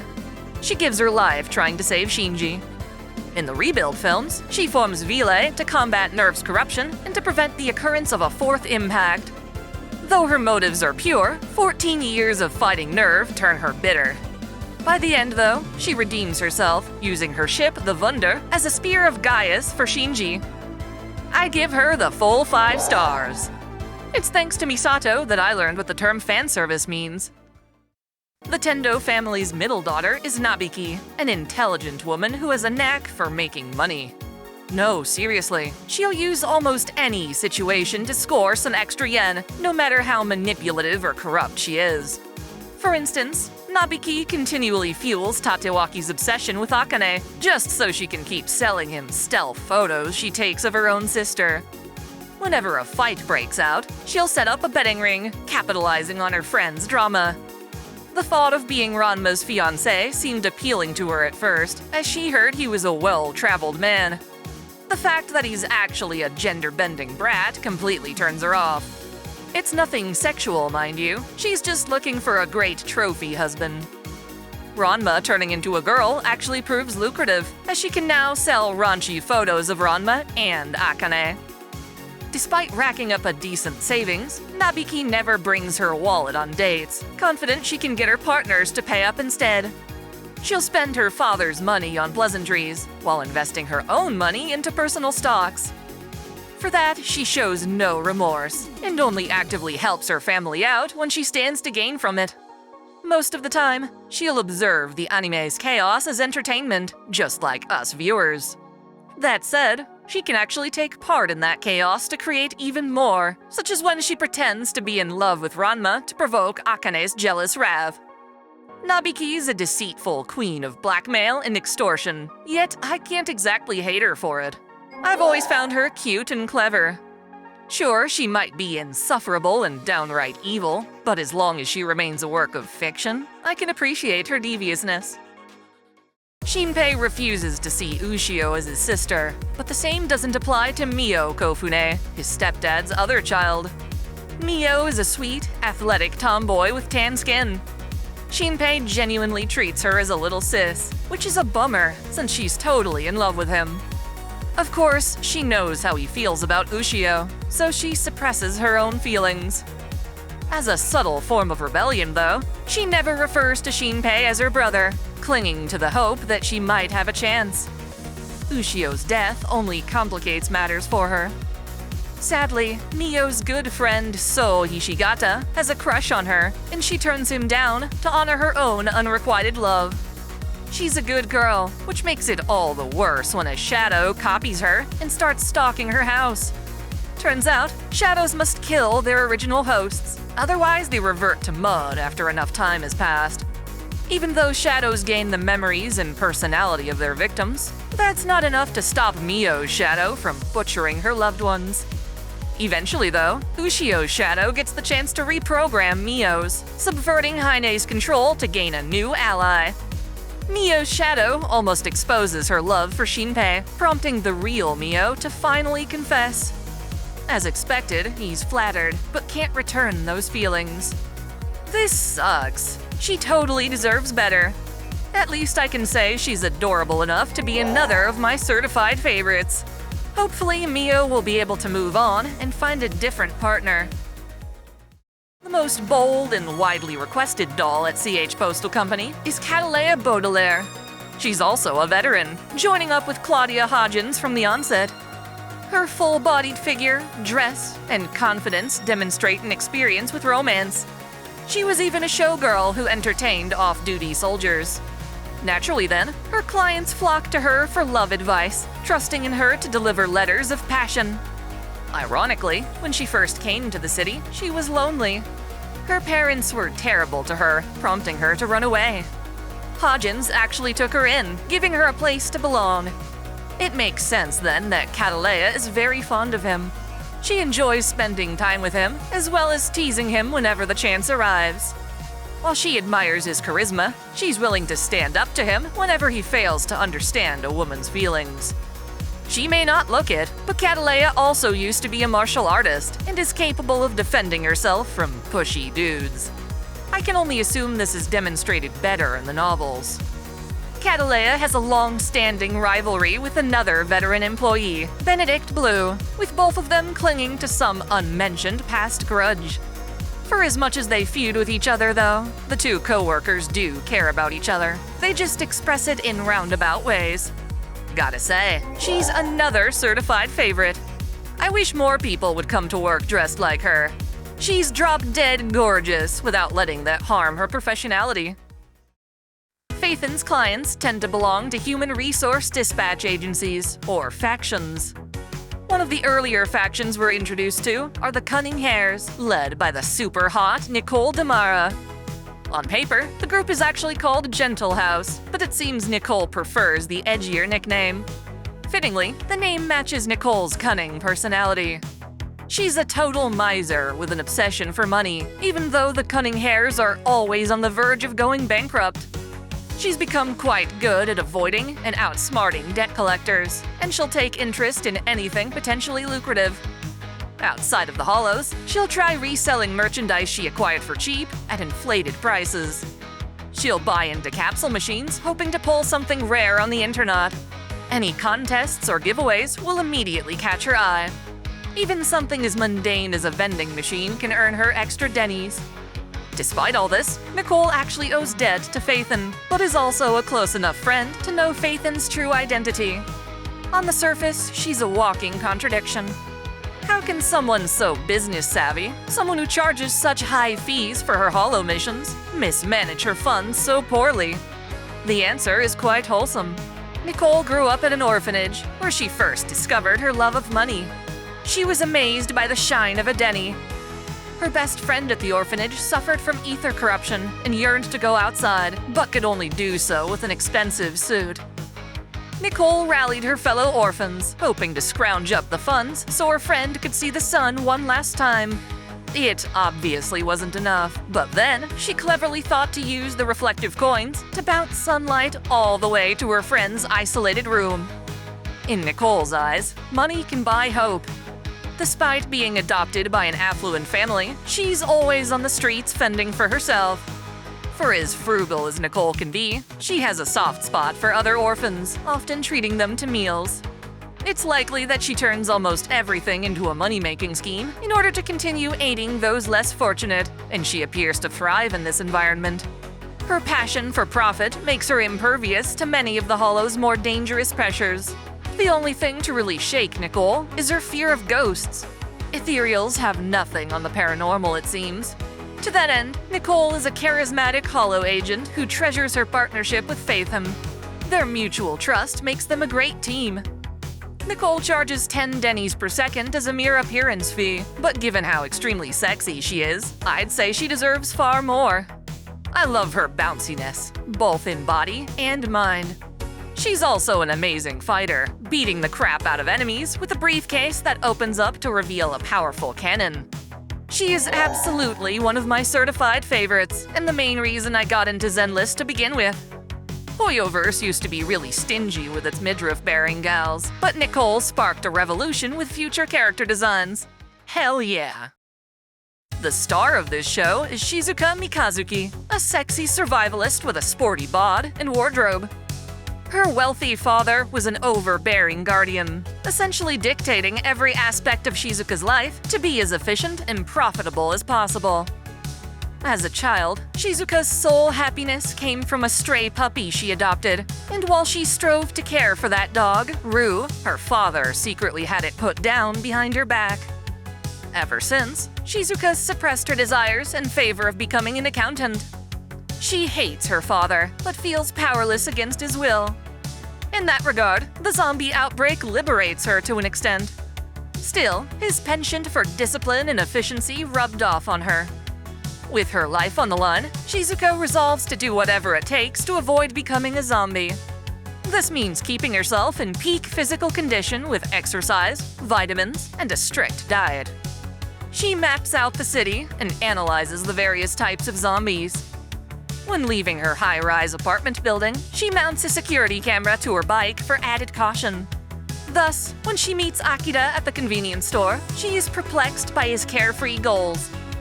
For as risky as his approach to life is, she can't deny the temptation to indulge in her own happiness. Slowly but surely, she learns how pursuing that happiness is more important than living exclusively to survive. Joining Akira's group proves to be the best way for her to mediate her risks and rewards. It's also clear she likes him, though she's embarrassed to receive compliments. At the very least, she's grateful to Akira, and when she finds him traumatized by his former boss, she works up the courage to unleash her rebellious spirit. She reminds Akira of what it means to be free, in turn freeing herself from her father's oppressive shadow. In the manga, Shizuka and Akira start dating, and their relationship is absolutely adorable. She dreams of becoming a doctor, and her medical knowledge proves invaluable to the team. The villagers of Akira's hometown are especially happy to have her around, and through them, she realizes working together is the best way to survive. Obviously, Shizuka's one of my certified favorite waifu. I look forward to seeing her relationship develop in the manga, if not a future season. Shujin Academy's Student Council President is Makoto Niijima. She's a model student with phenomenal grades and strict policies. Kamoshida's harassment scandal, however, leads her classmates to condemn her for not putting a stop to it. She bears the weight of their criticism, when in truth, she has no real authority. Makoto's just a pawn for the school's corrupt principal, who threatens to endanger her college prospects for meddling too much. As a result, the poor girl is repressed, feeling the need to keep her head down and obey her seniors. Enforcing this behavior is the renowned success of her sister Sae, who expects her to excel as an honor student in exchange for raising her. The two sisters used to live with their father, who was a police officer. After he was killed by a truck, though, Sae's had to raise Makoto while putting food on the table for them. To a small extent, Makoto feels resentment toward her father. In pursuit of justice, of doing the right thing, he got himself killed, effectively abandoning his family. She found this irresponsible, given how she's learned to tolerate injustice in order to survive.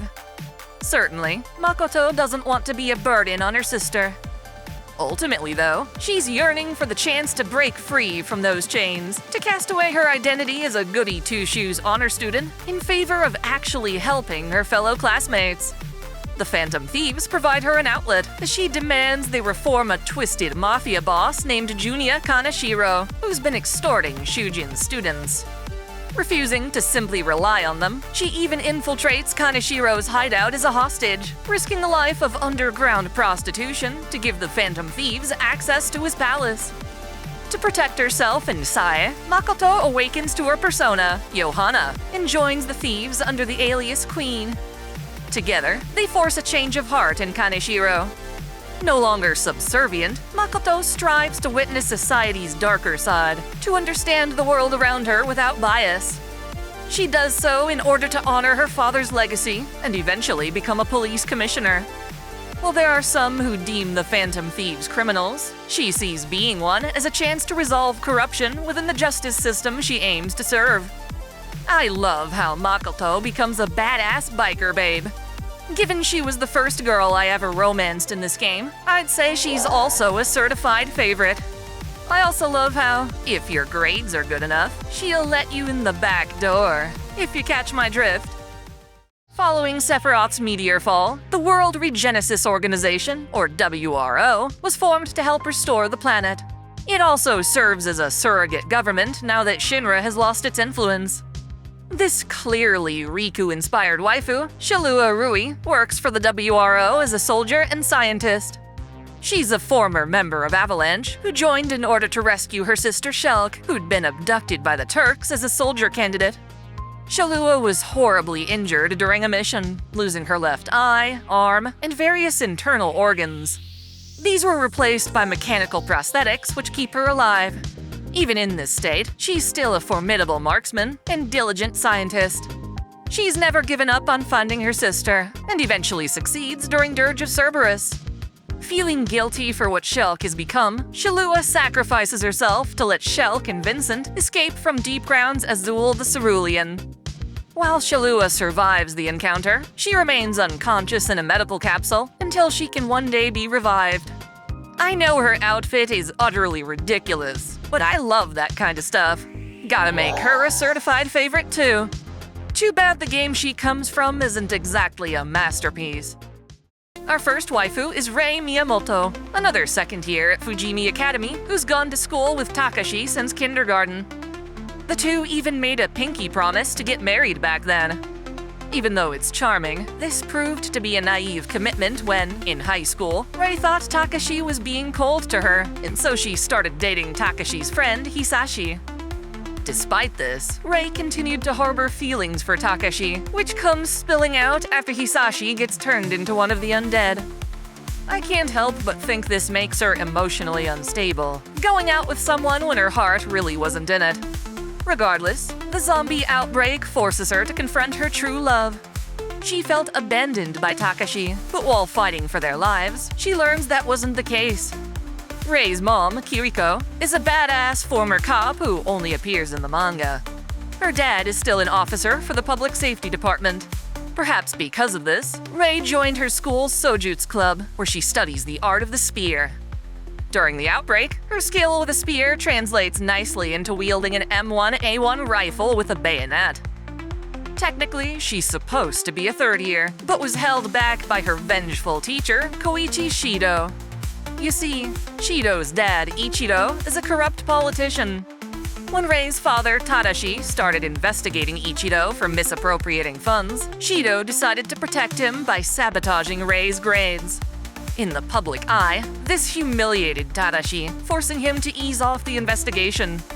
Needless to say, Rei holds a fierce grudge against Shido, and it isn't until the undead apocalypse that she can finally stand up against him without formal consequence.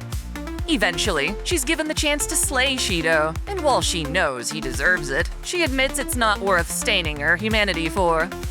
I actually really enjoy how sloppy Rei's romance is. It's flawed and chaotic, fitting well for the anime's themes. Her feelings and libido are visceral and passionate. As such, she's one of my 2 certified favorites. I love how she's effeminate and vulnerable, while also rising to the occasion as a stoic badass. She's the kind of girl who, in an emergency, will let you stabilize a rifle with her chest. It hurts, but it hurts so good! By far, the best waifu among the Crimson Demons is Soketo, the village fortune teller. She's a talented mage who loves spending time in the mountains training her techniques. This puts her level into the 50s, which is outstanding for her tribe. She's a paragon of perfection, living a healthy lifestyle that supports her combat as well as her talents as a homemaker. Because of this, she has guys in the village lusting after her. Using mostly lightning spells, she protects the village from the Devil King's army. I give her 5 stars. Just look at her! Y'all saw this coming. So far, Inomata's only been serving the appetizers in this series. For Tales of Exilia, she was really cooking when she designed Mila Maxwell, the first female protagonist in Tales.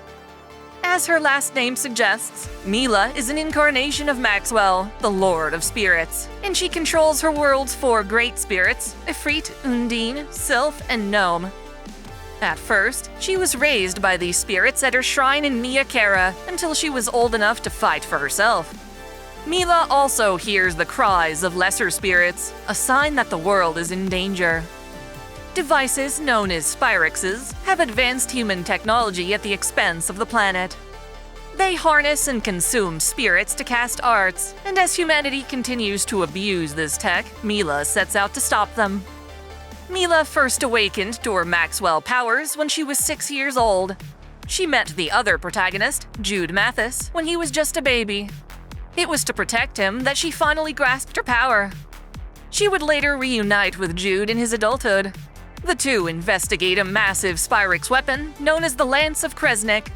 She tried to destroy it, but fell victim to it instead, losing the great spirits in the process.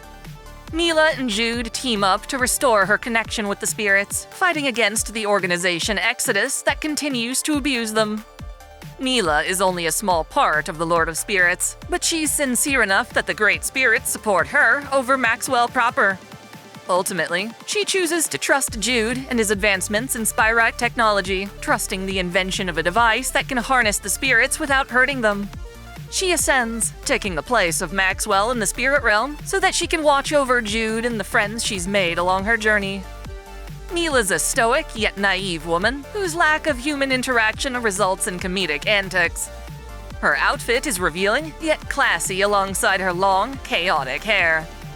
Mila's another one of my certified favorites, and I'm so glad Exilia's Collector's Edition came with a figure of her. Mila was so amazing that I didn't think her design could be topped, but then Inomata put out her boldest, most amazing work with Velvet Crow in Tales of Berseria. I remember seeing this badass babe and being shocked with disbelief, unable to comprehend how such a sexy design would ever get approved, for a game rated T for teen no less.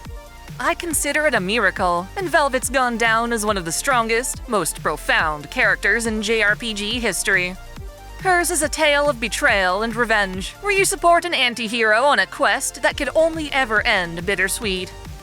You see, Velvet lived peacefully with her little brother Laphicet. He was sickly, and so Velvet took care of him, with the help of Arthur, or Artorius Colbrand. The two trusted Arthur after he saved their lives during a scarlet night during which the moon turned blood red and demons attacked En masse. Arthur even taught Velvet how to fight. On a different scarlet night, however, Arthur does the unthinkable. Bound, unable to stop it, Velvet is forced to watch as Arthur sacrifices Laphicet, stabbing and throwing him into a deep shrine. When Velvet tries to follow after him, she is cursed, transformed into a Therian, a kind of demon that feeds off of other demons. As horrific as this is, Velvet uses her new form, specifically her massive demonic arm, to try and avenge her brother's death. Instead, however, Arthur captures Velvet, locking her away in a remote prison where she subsists off of lesser demons. After 3 years of this torment, she has the chance to break free and target Arthur once more. Now, however, the world worships Arthur as a hero and fears Velvet as the Lord of Calamity. Apparently, Laphicet's sacrifice protected their world, yet Velvet refuses to forgive Arthur, teaming up with a band of misunderstood vagabonds to take him down. Velvet is cathartic release incarnate, filled with empowered fury and rebellious spirit. This reflects in her edgy, revealing outfit. It's amazing that Inomata, a woman in her late 50s at the time, came up with such a cultured design. Perhaps her age was a major influence, as honestly, Velvet wears more clothes than, say, Conan the Barbarian or He-Man. Regardless, the result is one of my all-time favorite waifu. She's easily one of the best characters in all of fiction. Critical to Belobog's technological achievements is Grace Howard, a gorgeous tomboy mechanic. She's an exceptional graduate from New Eridu's Engineering Institute, as well as Horse's adopted daughter. Some might say Grace is too obsessed with machines, seeing them as precious children on the same level as humans. It's no surprise then that she adores Phaethon's Bangbu Eos. Whenever she finds a new mech design, she wants to take it apart and see how it operates. Needless to say, this makes Eos wildly uncomfortable. Grace's goal as an engineer for Belobog is to create machines that are cute, adorable, kind, and strong, thinking for themselves via a component called the Logic Core. She acknowledges how difficult this can be, as well as the consequences for failing. It is a road fraught with trial and error, filled with many sleepless nights. Even worse, she's too frequently willing to put herself in harm's way for the sake of her projects. It becomes her burden to chase after rogue machinery and bring them back. While her closest friends worry for her safety, she nevertheless pushes for industry-defining results. Calling her a gearhead is an understatement, and it often seems like she cares more about machines than actual people. In her own way, however, Grace does love people, devoting herself to machines that will ultimately keep others safe. You see, her parents were Hollow researchers and were presumed dead from an expedition. As a result, Grace wants to rely on her machines to prevent such tragedies. I'm sure you all saw this coming from a mile away, but Grace is also a certified favorite. Let's just say she can turn on more than machines. She's 80% mad scientist, 10% tenderness, 10% business secrets, and 1,000% sexy. Babes with swords. Is there a better combination? Sayako Busujima is a senior at Fujimi Academy. She comes from a lineage of samurai who have protected Japan's throne for ages. Sayako specifically learned the way of the sword from her father, Master Busujima, and at school, it's no surprise that she's captain of the school's kendo club. From the onset of the apocalypse, she was an immediate asset, tearing her way through the undead with ease. Even with just a wooden sword, or boken, she's a force to be reckoned with. With an actual blade, she's nigh unstoppable. Fitting for her background, Sayako is usually a calm, collected woman who adheres to the Bushido code. She's obedient and responsive, particularly to her male seniors. 4 years ago, however, Sayako was accosted by a man on the street, and in self-defense, she beat the ever-loving shit out of him. This awakened in her a sadistic side that enjoys causing her opponents pain. At first, she felt that made her undeserving of love, to the point where she suppressed her feelings for a boy she liked. She also panics when confronting some child zombies for the first time, afraid that her violent impulses will push her too far. Ultimately, Sayako sheds that inhibition around Takashi, and he becomes the only one she's vulnerable around. She's very forward with him, dressing provocatively to get his attention, but she's also surprisingly understanding of his existing relationship with Rei. She doesn't seem to be jealous, so long as he still comes round to give her attention. After all, Takashi accepts both her rational and sadistic sides. In turn, she fights for his sake, expecting him to take responsibility for the commitment they've forged. On her end of the bargain, she accepts a Meiji-era Gunto blade called Murata To. It is a gift from Soichiro Takagi, as thanks for Sayako's father training him in the past. This Kisaki Moroha-zukuri-style double-edged katana slices through the undead like butter. Sayako is the ultimate badass, and my second certified favorite from this anime. I absolutely love how she succeeds as both a warrior and effeminate woman, refusing to compromise on either.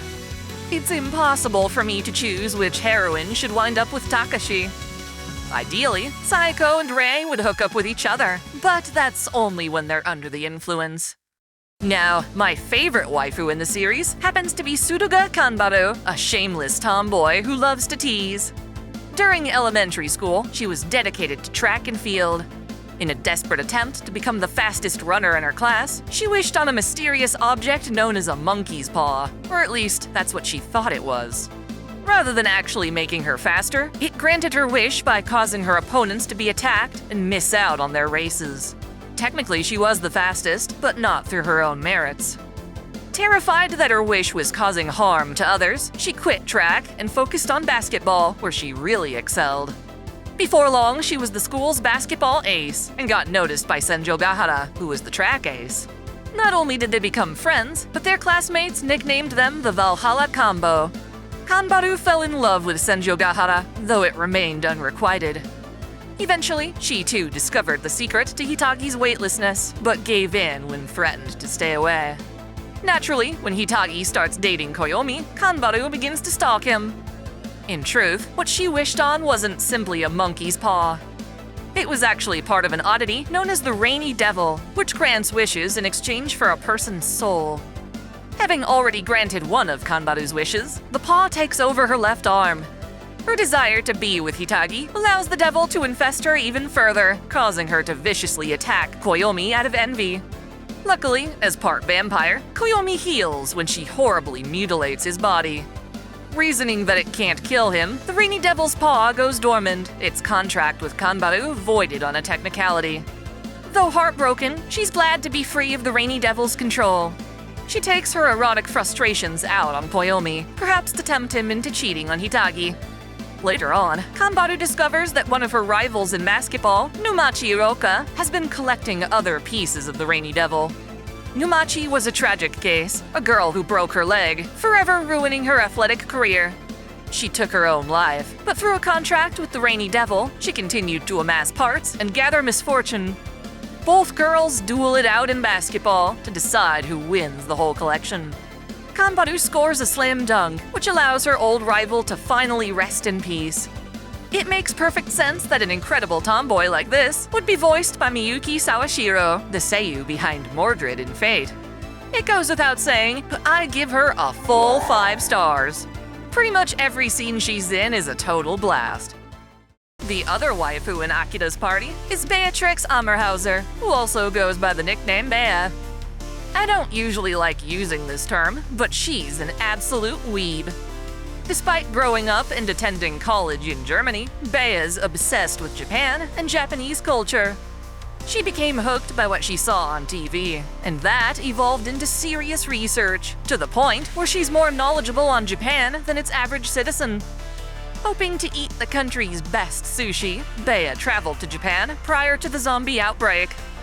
Even in the wake of this hell, she strives to fulfill her dream by protecting a renowned sushi chef and bringing him fresh fish to cook. At World's End, this chef's most appreciative client is a foreigner. Again though, Beatrix's obsession with Japan is both sincere and thorough. Not only does she know the language and customs, but she's also practiced samurai martial arts. To survive, she dons a suit of armor and cleaves through zombies with her sword, naginata, and arrows. Beatrix is as bold as she is friendly, willing to embrace mixed bathing at the hot springs when the women's bath gets busted. She'll take an authentic traditional experience over modesty any day. She's so busty that she barely fits in a yukata, even with men's sizes. That said, she dislikes how Akira's playboy friend Kenichiro makes advances on her. She ain't ashamed of her body, but that doesn't mean she'll sell herself either. You could scour the entire planet and never find a more wholesome and noble companion. I wasn't planning on doing this, but while making this video, Beatrix has become another of my certified favorites. I've got to admit though, I certainly would like to see her bartending in a bikini. Kensho's got the right idea. Promare's premier waifu is Aina Artibit, a member of Burning Rescue who pilots a transport vehicle called the RMO3. She seems to cherish her idiotic partner Gallo, and even though romance is the last thing on his mind, she protects him whenever possible. She's a minor supporting character who has no right being this hot. She's got that crop top and Daisy Dukes, along with a caring yet brave persona. The cockpit of her airship can transform into a motorcycle, which she uses to rush in and rescue her comrades if they're caught on fire. I give her the full 5 stars. Even though she's there with Gallo and Leo to learn the truth about the Burnish, I really wish she played an even more active role. Case in point, we have Anbi Demara, a calm girl with suspiciously good combat abilities. Truthfully, very little is actually known about Anbi. Her past is a complete mystery, and she only acquired her current name after being taken in by Nicole. Back then, Anbi was discovered fighting near the ruins of the old capital with enough skill to suggest that she has a military background. Regardless, she lacked a sense of purpose, but Nicole gave her one by recruiting her into the Cunning Hares. It was a mutually beneficial relationship, with Anbi finding emotional fulfillment and belonging while offering up her efficient swordsmanship. It's hinted that Anbi uses her new job in the Cunning Hares to atone for something in her past, taking this chance to do the right thing. She keeps the faction safe with a list of personal survival tips, of which she has at least 100. Her serious, collected demeanor has her stuck being the only member of the team who actually worries about their financial woes. While Nicole squanders their funds looking into get-rich-quick schemes, Anbi looks for ways to reduce costs. Her favorite food, then, is burgers, as they offer protein, carbs, and greens for a low price. She may appear emotionless, but it's better to say she's good at masking her feelings. You can always find her listening to music from her headphones, and it seems to help her focus while fighting. Anbi's true passion, however, is film. Movies, especially narrative ones, genuinely move her, more so than her own real-life encounters. Contrary to what she'll tell you, there are times when Anbi confuses cinematic tropes with her day-to-day life. Her past may not have provided her the proper emotional exposure she now cherishes. Naturally, this means she stops by Random Play to rent out tapes regularly, putting her in Faithin's good graces. Belle and Anby bond over the movies they share, and there's a bit of healthy competition to see which of them is the bigger movie buff. I honestly wish we knew more about Anby's past, but even as she currently is, she's one of my certified favorites. Luckily, it seems our next waifu actually offers some clues for us to go on. The star of this show, literally, is Priscilla S. Asagiri, a rock singer who moonlights as one of the Nightsabers. In the year 2025, a devastating Kanto earthquake killed her parents. As an orphan, she wound up joining a biker gang and developing a fierce personality. Her boyfriend in the gang was murdered, yet the police deemed his case unimportant. As a result, she has a rebellious attitude, despite her good heart. This makes her ideal as the Nightsabers' main attacker. She's unafraid to leap into the fray, even if it's reckless. She'll keep fighting, even when she can't rely on her suit. Chris is the legendary waifu who opens the series with a bang, performing Konya wa Hurricane on stage while the AD police respond to a renegade boomer. It's the perfect blend of sexy nightlife and dystopian conflict, and to me, is the quintessential cyberpunk set piece. Obviously, that means I'm giving Pris the full 5 stars. If you haven't seen this anime yet, she's your reason to get on it ASAP. After Wakaba's death, Futaba was adopted by Sojiro, taking on the name Futaba Sakura. While he was the ideal guardian for her, she only wound up in his care after various family members passed her around, such as her greedy Uncle Yoji, who often denied her food, bathing, and a proper bed. Futaba was also bullied at school for being more intelligent than her classmates. These factors, combined with the delusion that she drove her mom to leap into traffic, caused Futaba to suffer from severe mental trauma. Plagued by social anxiety, she began to isolate herself in her room at Sojiro's house. This did nothing to solve her problems, as she began hallucinating her mom's disappointed face. Futaba's only solace was her computer, which she used to escape reality under the alias Medjed. Teaching herself to become a talented hacker, she hid from the world and presented as a hacker of justice. Others would take on the Medjed name, and rather than confront her imposters, she instead changed her online name to Alibaba. Using surveillance gear meant to keep tabs on Sojiro, Futaba accidentally discovers who the Phantom Thieves are and takes great interest in them. When a cohort of Masayoshi Shido uses the moniker Medjed to threaten the Phantom Thieves, Futaba reaches out to them, offering to help if they agree to change her heart. Sure enough, her suppressed guilt had developed into a metaverse palace, an Egyptian tomb where she wants to be put to rest. Within this palace, the Phantom Thieves urge Futaba to confront her own shadow, as well as her guilt, in order to remember how much love she and her mom had for each other. Years ago, she noticed her mom's death being bizarre and uncharacteristic, but buried suspicions of foul play beneath layers of trauma. With newfound resolve, she becomes the Phantom Thieves' navigator, Oracle, working to discover the metaverse and its dangerous applications. Outside the metaverse, she reluctantly strives to gain control of her social life and reintegrate with society. This involves rekindling her relationship with Kana, her only friend from when she went to school. Back then, Futaba accidentally stumbled upon the fact that Kana was being abused by her parents, forced to dress in strange clothing for photographs. Being a child, Futaba didn't know how to handle this, and just accepted it when Kana stopped talking to her. As a phantom thief, however, Futaba is able to stop that abuse, forcing a change of heart in Kana's parents. This heroic act is a testament to how far Futaba has come in reclaiming and even surpassing the life she used to have. Her shyness is adorable, and her bravery is admirable. I also love her sense of style and quirky personality, making her yet another certified favorite. Going down her romance route in one of my playthroughs was an absolute delight. With the exact opposite temperament, we have Piper Wheel, a perpetually sleepy truck driver who's way older than she appears. She refers to herself as Lil Ol' Me, but exactly how old is she? We don't exactly know, but she's got the personality and preferences of a middle-aged man. You wouldn't know given her diminutive stature and harmless appearance, but she's a maniac behind the wheel of her truck Steel Tusk. Riding with her can be traumatic, but she always makes sure to reach her destination swiftly and safely. Piper's no stranger to combat either, swinging around a jet-powered axe with ease.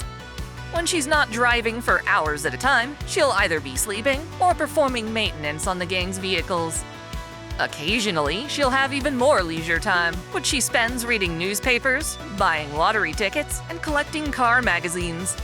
Ideally, she wants to live a slow and leisurely life, but her crewmates and ethereals make that a pipe dream. Hopefully, she can still nap her way to happiness. In fact, to properly wake up in the morning, she listens to the sound of Steel Tusk's engine starting. It's so important that she recorded the sound into her alarm clock. The same recording can be used to stop her from falling asleep during a meeting. While strange, it sure beats falling asleep at the wheel. Piper visits Belle and Wise when she wants to embrace youth culture. Despite looking young, she acts at least one generation older, always remarking how youngsters are always full of energy. I'm tempted to make her a certified favorite as well. Piper just looks like she'd be fantastic at cuddling. I call Big Spoon. Violet has a number of gorgeous colleagues at Claudia's CH Postal Company. One of them is Iris Canary, a country girl from the village of Kazali. When it comes to writing letters, she's an amateur, having just recently graduated from an auto memory stalls training school. Even though it's a difficult profession for her, Iris works diligently toward this career, aiming to stay in the city, far away from her hometown. This is because she once found the courage to confess to her childhood friend Eamon Snow, only to be rejected. Since then, she's been focused on her job, and is frustrated that her parents don't seem to take her seriously. They expect Iris to one day give up on her dreams, settle back down in Kazali, and get married to a local man. For her birthday, they deceive Iris by hiring her to write a letter under the pretense of meeting with various suitors. Her frustration prompts her to write her best letter yet, finally convincing her parents by expressing herself in writing. Like Violet, Iris is named after the flower, many of which can be seen blooming gloriously on the way to her village. Her fiery attitude and passion for her job give off a bit of a tomboy vibe, and I can't help but declare her a certified favorite. She has lofty goals of becoming a famous doll, and getting stuck doing mundane tasks around the office discourages her. It's exciting to see the spark in her eye when a meaningful gig finally comes her way. Let me just say that all the succubi and Axel are phenomenal. As I mentioned earlier, they take in clients and record their erotic fantasies. In exchange for paid tickets, they project those fantasies in the form of dreams. One time, Kazuma recruits their service, only to have one of the succubi, Lolisa, captured by the party as an intruder. I give all of these succubi 5 stars. It's really cool how they've found a way to monetize their lustuous qualities. Salama is Muse's co-star in Elementario. She's the Fairy of Fire, and while this does let her conjure a small torch from her finger, she's better known for her online flame wars. Those same fingers frequently type away at her phone, posting scandals on Twitter to provoke extreme reactions. This has been both beneficial and detrimental to the park, with her tweets shining a light on Amaburi's inner workings. This nearly got her fired in the past.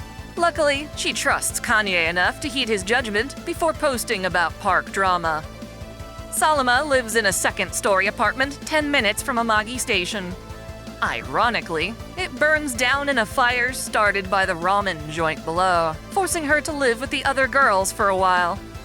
Even as her home burns to a crisp, she covers the event through entertaining Twitter posts. It's just how she expresses herself. Deep down, she's sad, attention-starved, and desperate. For as much as she sees Muse as a goody two-shoes, Salama actually likes her, and shows it subversively through teasing. Unable to admit it in person, she wishes the two of them could be best friends. After all, she's self-conscious about her lack of friends, acknowledging how off-putting she can be. Salama's definitely a high-maintenance waifu, but she's got this nice tsundere element that makes me want to mark her a certified favorite. Fire's my favorite element in fantasy, too. Of course, we could never have Eve's Taki form without the help of Lily Artemis II, a support android first sent to Earth as part of the 5th Airborne Squad. Unfortunately, her landing coordinates were inaccurate, causing her to separate from the rest of her squad. For an entire year, Lily wandered the earth avoiding Netiba while searching for her squad mates. Just when all hope was lost, she reached the district of Eidos 9 and discovered another crash site. A fellow member from her squad, Iberus, sustained severe damage to her body cell, dying shortly after being discovered. Lily opted to preserve Iberus's body at a workshop she built beneath a luscious greenery. She resumed her journey for another year until the 7th Airborne Squad touched down on the planet. Lily tracked down Eve's signal, but encountered an Alpha Netiba en route. Unable to fight, she instead hid within a crashed pod, waiting for Eve to come rescue her. Finally, with an offensive unit to support, Lily joins Adam and Eve as they hunt down the other Alphas.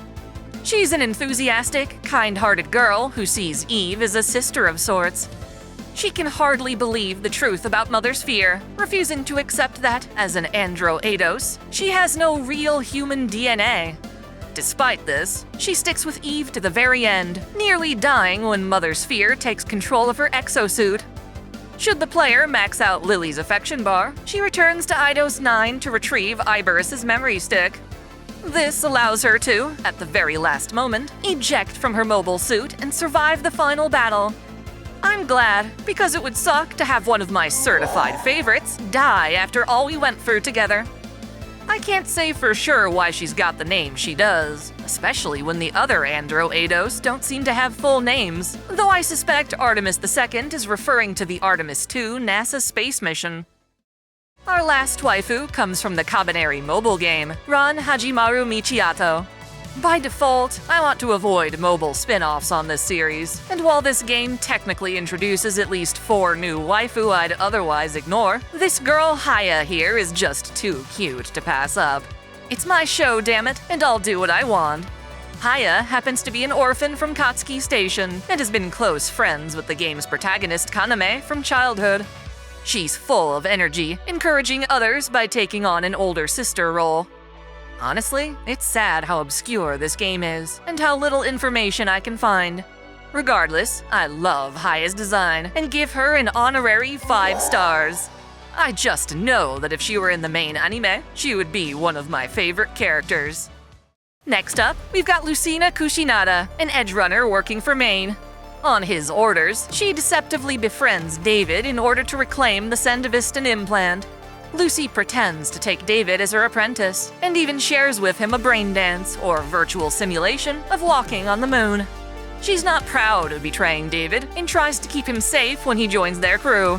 Life as an edge runner isn't pretty, but it's all she can do to escape her past. Earlier in life, she and 12 other children were selected to endure dangerous hacking, or netrunner, training for the Arasaka Megacorp. They were forced to dive deep into the net, where many of them were picked off by malicious programs and rogue AI. Hoping to escape Arasaka's grasp, the surviving children used their net running to break out of the facility. Sadly, the kids were gunned down, and only Lucy made it out alive.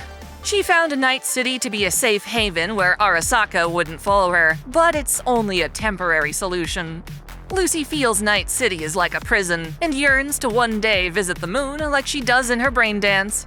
David becomes her only salvation in this grim place, and while they become lovers, she suffers as he falls down a dark path of cyberpsychosis, brought on by an excess of implants. Still, she loves him, and when she learns Arasaka wants to use David in their new cyber skeleton, she dives around as a netrunner to kill his pursuers. It's not enough to save him, however. Instead, he saves her, and while this allows her to finally bask in the sun's rays from the moon, the outcome is still bittersweet at best. I give Lucy 5 stars. She really deserves better in life, though I could probably say that to everyone in this story. Next up is her rival in romance, the fiery tomboy Colin Stadtfeld, aka Colin Kozuki. To the public, she is an ordinary student in Japan attending a prestigious Britannian academy. Her father was a Britannian noble who had a Japanese lover. As a result, Colin is biracial, but to avoid a life of discrimination under Britannia, she was adopted into the Stadtfeld family, effectively hiding her Japanese heritage.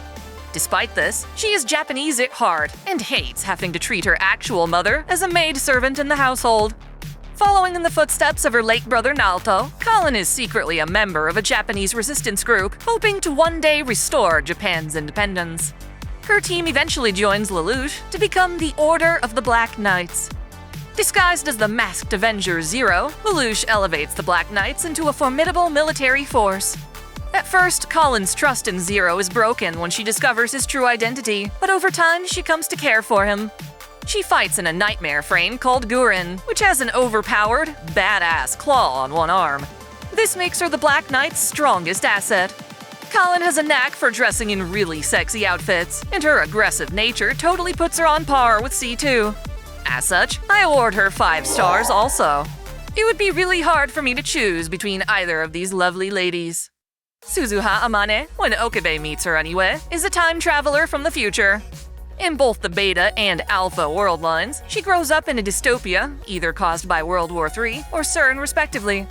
She grows up learning to fight as part of a resistance started by Daru, and upon completion of the FG-204 time machine, she is entrusted with returning to the past and preventing destruction. In the Alpha world lines, she travels to 1975, but takes a detour in 2010 to find her father, whom she never met. While searching, she takes a job working for Yugo Tenoji's television store. 2010 allows Suzuha to finally experience a time of peace, and struggles to adapt to the idea that innocent festivities such as fireworks aren't actually deadly explosions. By extension, all of Okabe's delusions of evil organizations and brainwashing seem perfectly plausible to her. Eventually, it is Mayuri who figures out that Daru is Suzuha's father, leading to a heartfelt reunion carried out across time. Still, it's Suzuha's mission to go back to 1975 and ensure that the IBN 5100 reaches Okabe. For the Beta timelines, Suzuha grows up fighting in the resistance of World War III. Thus, she travels back in time to try and prevent it by ensuring Kurisu's time travel thesis doesn't defect to Russia along with Dr. Nakabachi. When Okabe gives up trying to save Kurisu, Suzuha remains in 2010, trying to change his mind. In that capacity, she poses as Daru's sister, and even tries to play wingman for him so that he can meet her future mom. When Okabe finally reaches the Steins Gate world line, she disappears, getting the chance to be born 7 years later to a peaceful era. That said, I think Suzuha being a time-traveling warrior is badass. I give her 5 stars. She's got a rockin' bod and some serious skills. Next up is Yukina, an apprentice in training who volunteers to man the Kotetsujo after its main engineers are killed in the outbreak. Well, nothing beats on-site experience, and Yukina demonstrates herself as plenty reliable. Most of the time, she's glued to the bridge or busy repairing the train, but she's actually quite kind and caring beneath her stoic exterior. Beneath her uniform, however, is a sick set of abs, revealing her to be a total muscle babe. Whether she scored these gains on the job or in preparation for it, Yukina's not against pumping her guns when the Kotetsujo needs to start or stop on a moment's notice. It's thanks to her impressive maneuvers that she and the crew make it out alive on numerous occasions. It goes without saying, but I also give her 5 stars. Yet another midriff engineer for the record. Now, the absolute last waifu I want to cover in this video is Naomi Armitage from the retro anime series Armitage III. It takes place in a world where humans from an overpopulated Earth form a rebellion and take refuge on Mars. To terraform the land, they relied on robots, first-generation ones that looked like Terminators. Now, they live with second-generation robots that have a more humanoid shape but are still obviously artificial. Politically, these robots are only accepted when they're subservient to humanity. Ross Syllabus, a newly transferred officer to the Martian Police Department, teams up with our waifu Naomi to investigate the shocking emergence of a third type of robot, a series of androids that are indistinguishable from humans. A mysterious killer is hunting them down, and Naomi takes on this case because she too is a third type android. This has her searching for her lost father, Dr. Asakura, but when she finds him, the truth is overwhelming. Naomi is an assassin-roid made by Asakura to fight on behalf of Mars. Her kind was a prototype for the Thirds, experimental robots capable of genuine reproduction. The Thirds were meant to integrate with Mars's populace and bolster their declining birth rate, but now they're being persecuted by the government, the people, and their own creators. Despite his own distrust of robots, Ross can't help but fall in love with Armitage, and the two of them fight the military for her right to keep on living. Naomi is a badass babe who strives to prove that androids deserve to live and love. She even becomes a fiercely protective mother. I'm pretty sure you can see why I like Naomi's design, and why I give her 5 stars. Armitage is truly an underrated sci-fi classic you should go look into. Summertime Rendering's best girl happens to share her body with a man, or former man. It's complicated. Hizuru Minakata grew up on Hitogashima with her twin brother Ryunosuke. As a teen, she was an aspiring author who wandered to the old Hishigata clinic and met Heine there. Despite the creepy vibe it gave her and her friends, Hizuru decided to befriend Heine, and for a while, that seemed to work out. After all, Heine longed for companionship, or at least part of her did. Eventually though, her other half, Hiruko, took over. Ryunosuke happened to be the first one to encounter her in this state. Thus, when Hizuru approached the clinic that day, she found her brother dead, and Heine thrown into a panic. Though the truth was clear as day, Heine swore she didn't do it, and in agony, her eye blew out. The data she copied from Ryunosuke got sent into Hizuru's body, allowing the brother to move freely within her. Heine fled the scene, and Hizuru was rescued by Old Man Ginjiro, who'd been hunting shadows for years. Traumatized by this ordeal, Hizuru left the island, but not before Heine threatened to kill her should they meet again. For 14 years, Hizuru made a name for herself as a famous author, using the pen name Ryunosuke Nagumo. Her best-selling book is Swamp Man, a tale that's eerily similar to her real-life experience with the shadows. On occasion, she will have her brother's consciousness control the body, namely to handle tasks she dislikes, like interviews. Her life changes when she receives an ominous message on her phone. In Ushio's voice, it asks for her help, stating that only Shinpei Ajiro can save them. Reluctantly, Hizuru returns to the island and teams up with Ginjiro to hunt the shadows. She regrets not visiting sooner, because now Ushio is dead, and her friends have already been replaced by shadows. To fight them, Hizuru relinquishes her body to Ryunosuke. Not only is he more adept at combat, but his own sense of time is out of sync with reality. It's a perk that lets him see the future a moment before it happens, allowing him to avoid being hit. Most of the time, though, Ryunosuke remains dormant within Hizuru, and relying on him means recording messages he can use to learn what's happened during his slumber. Given her past, it's no surprise that she is merciless towards shadows. This makes befriending Ushio's shadow difficult, but even she is willing to come around in the face of overwhelming evidence. As far as I'm concerned, both Hizuru and Ryunosuke inside her make for one badass waifu. She's smart, cool, sexy, and my main certified favorite in the story. To put an end to the madness, Hizuru sacrifices herself fighting Shide, but before she dies, she transfers Ryunosuke's data to Shinpei. This pays off, as the end result is a world without shadows, one in which both she and Ryunosuke still live in their independent bodies. Thanks for watching. This channel relies on support from viewers like you. Please help us out by dropping a like and comment. Subscribe for more videos, and be sure to enable notifications. Or hit up our Discord so you never miss out on a new upload. Most importantly, if you can spare it, please sign up as a channel member, either through YouTube, Patreon, or Subscribestar. You can find links in the description. We've got perks like exclusive content or early access. Until next time, Celebrate your fandom. I want to give a special shout out to all my $10 and up supporters. VideoGamer75, Dante Pendragon, Stephen Elak, Otaku Mom, Jens Bauman, Mystic Samurai 1983, Free Brick, Olympian Doll, Alexis Yukio Gomez Yamato, Lunar Works, Link Pendrago, Observer Bellis, James Hewitt, Uncanny EXP, Crow Calum, Sal Soto, Tristan Riggin, Major, Dionysus God of Wine and Madness, Caitlin P, Sogai CH, Vladimirovna, The Taz 96, Kengo X77, Alistair Bernadotte, and Akakaze Yume. Thank you all so much.